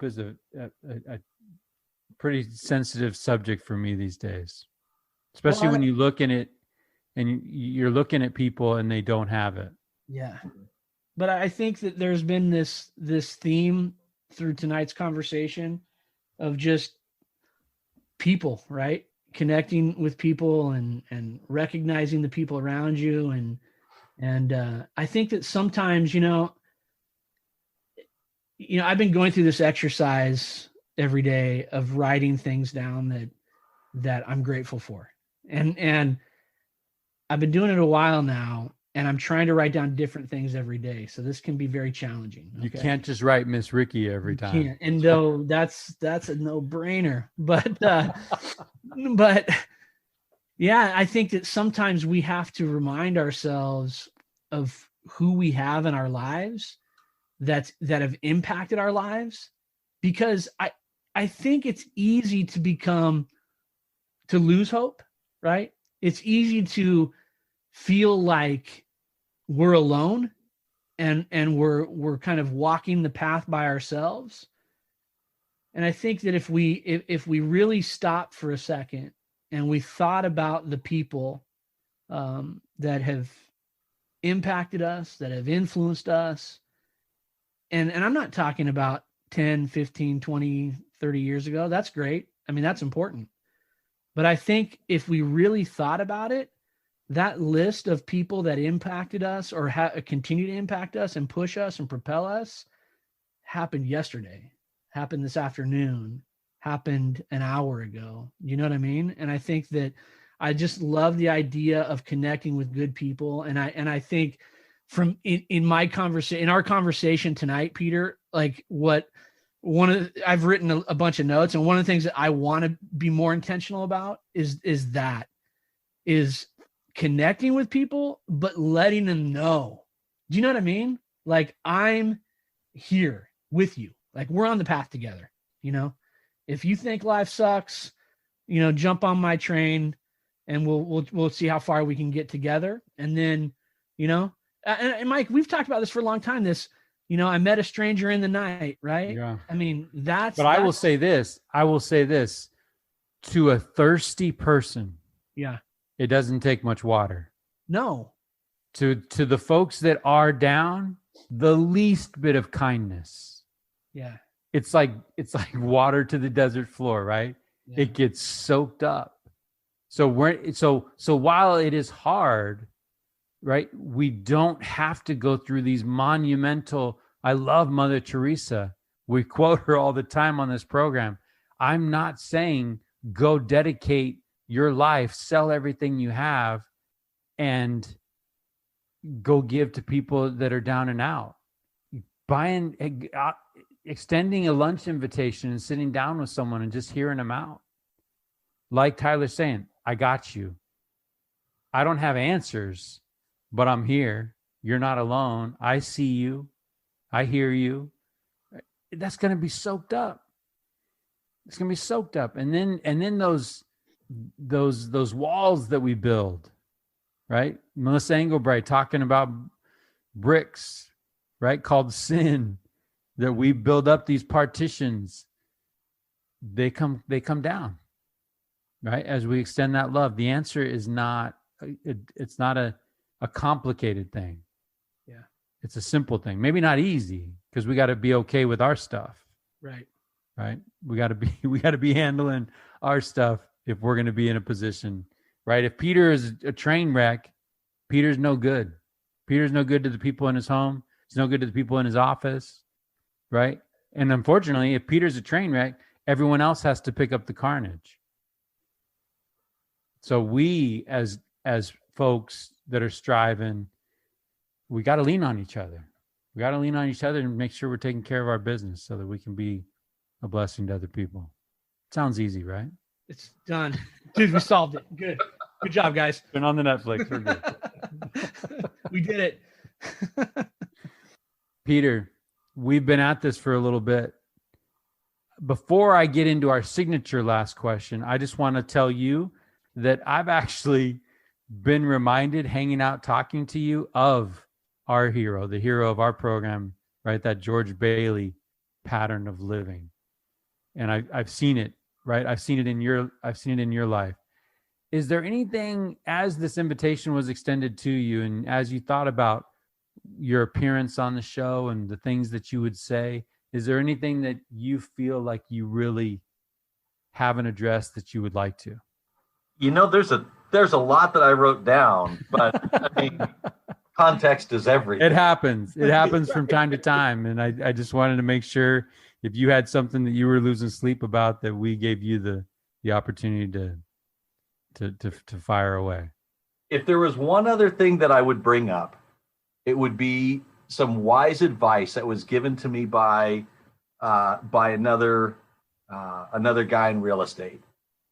Because in the business, you know, or in any business, you get those days where things just fall apart, and you know, deals go south, and you're really expecting and hoping, you know, to help someone, you know, buy a house or sell a house, and when things fall apart, you get really distraught because you get attached to that outcome.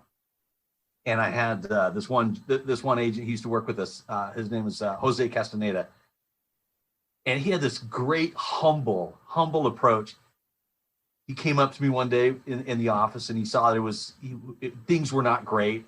He just put his arm around me. He said, "Man, don't get married to the outcome."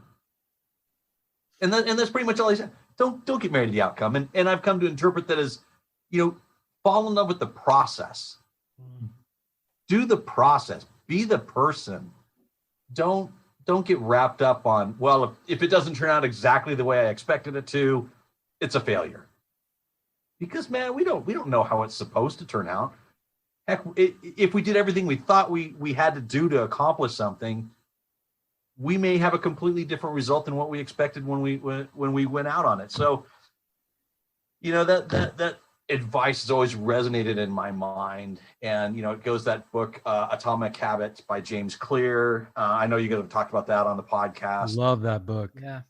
You know, be that person. Just fall in love with the process. Do the things, and the rest is going to come. It's going to happen. You're going to get that inspiration. You're going to get that, you know, those promptings, those motives, and you know, take action on those, of course, but just do what you got to do.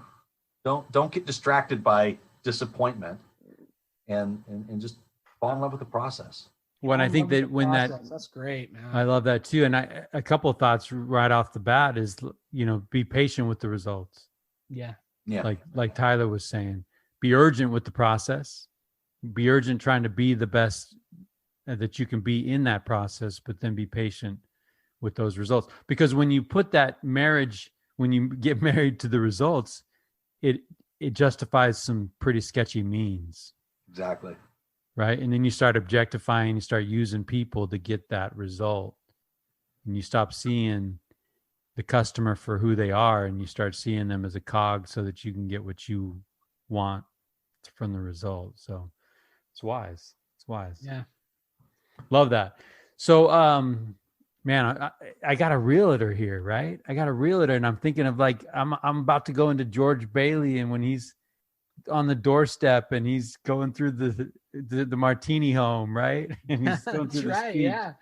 But this show is patterned after that last moment in that great movie, It's a Wonderful Life, right? War hero. By the way, I think today is Medal of Honor Day, so we want to do a huge shout out to folks that wear that medal around their neck and think about the stories that they can tell and of valor and courage, and we respect that. War hero Harry Bailey comes in on the scene, and he raises a glass to toast his big brother George as the richest man in town. George Bailey in that moment was not a rich man, right? And we love the irony from that. So we always end our show, Peter, with that question. What does it mean to you to be considered the richest man in town? I'm going to be a little bit selfish here for a second. I hope that's okay. Go for it. Steve Jobs said his goal was to put a ding in the universe, which is a pretty monumental type of, thing. And for me, being rich isn't necessarily that, but it kind of goes back. It goes back to the idea of goodness perpetuated. When the other day we went, my family and I, my kids, we went to play a game. And before we started the game, I said, okay, we're playing this game. Remember why we're playing this game. We're playing it to have fun. And of course, games by definition tend to be zero sum, and there's going to be winners and not winners. This is the official dad disclaimer. Right? But, my kids will also say, my dad doesn't let me win. He does. I'm not the gracious, oh, hey, look, you won. Good job. If you won, you won. And one thing I really want to try to teach to them is you got to be able to celebrate the victories of others. You have to be able to celebrate, the goodness that's out there. You have to be able to appreciate that, yeah, you may have lost the game, but, as a dad, I may have lost the game the other night, but my daughter, she won. And she won because I was able to help teach her all of that. So really, I didn't lose. I still won, even though she won. I won too. And for me, it comes back to that where, being the richest man in town, being able to celebrate all of those victories that are out there that we had, even just a small piece of. When you look back, it's not so much that we're the richest man in town per se, but that together we become the richest people, and richest not because of the money that we have or the accomplishments that we have, but because of who we become and the good that we're able to put out there and the realization of our potentials, whether that's, short-term, long-term, monetary, celestial, whatever you want to call it, but being able to go back, I'd love for people, generations from now, be able to say, oh yeah, that one thing that he said or wrote had this kind of impact, and have some, being able to have goodness ripple throughout the lives of as many people as possible, and being able to be that source of enrichment, and hopefully smiles and not, oh, let's not be like that guy type of thing. Although I'm sure there's going to be plenty of those. Being richest, the richest person doesn't necessarily do us a whole lot of good, but when we are enriched together, we can do amazing things. And Peter, that is such a great answer, and I love the idea of celebrating the goodness of others, and that visual of the ripple that moves through people, and I can tell you from personal experience that you are that guy, right? You impact people, and that is one of the many reasons that we were excited to have you on the podcast with us tonight. I'm grateful for who you are. I'm in awe of the conversation. I learned a lot tonight, and I had fun tonight. And I appreciate you and all that you do and what you stand for, and the goodness that you perpetuate. There's some things tonight that I want to put into work, put into action in my life. So for that, I'm grateful. Yeah. And Peter, I wrote down as I'm listening, but I just love that last question. Yeah. It always bums me out because the conversation at least comes to an end for now. We're not done, right? The conversation continues, but I just wrote, Peter was here. Living a life where you can look back and be like, yeah, Peter was here and he did this good thing, and Peter was here and he did this good thing in the life of that person. And, just leaving fingerprints on people's lives where good things happened and maybe put people in a better spot or on higher ground, or, maybe through our good deeds, we might be able to affirm people's identity. I've loved the conversation as well. And I really love the fact that it was completely off the script. Right. But I mean, some of that at the beginning is going to be, it's going to be treasured, and it's going to be bouncing around in my head for a long time. And, amen. And that's really, you talk about answering that last question selfishly. I'm listening selfishly. I've been listening selfishly for the last 2 hours, and I really appreciate your show up tonight. I love some of the wisdom that came out of our conversation, and you just keep going, right? You keep going. There's a 60-year-old you out there waiting. There's a 90-year-old you out there waiting. I do want to go on the record though, Tyler. Yeah. You were with me in Monterey. I won't be 90. I'll die at 83 because that sunburn in Monterey at the U.S. Open. That shaved a few years, man. Took 7 years off my life. For sure. So Peter, I love you, man. I love what you brought. I think our listeners are going to benefit from it. Who cares? I love our listeners. Dublin, we love you, but it's about the three of us having an experience, and I really appreciate the experience we had tonight with you. It was phenomenal. Thanks, Peter. We appreciate you. We love you, and we'll be doing it again. I'll be thinking about you. I'll be thinking about your son. I'll be thinking about your kids, and I think that's kind of what makes this exchange cool. Yeah. And Tyler, you'll be in my prayers too, because you're now using words like fiance. Yeah, that's crazy, right? Big word, man. Big word. Yeah, I'm familiar with Beyonce. I am not familiar with the word fiance. Give it a few months. You'll be there. All right, Peter. Thank you, sir. It's been fun, my friend. Have a great night. You too.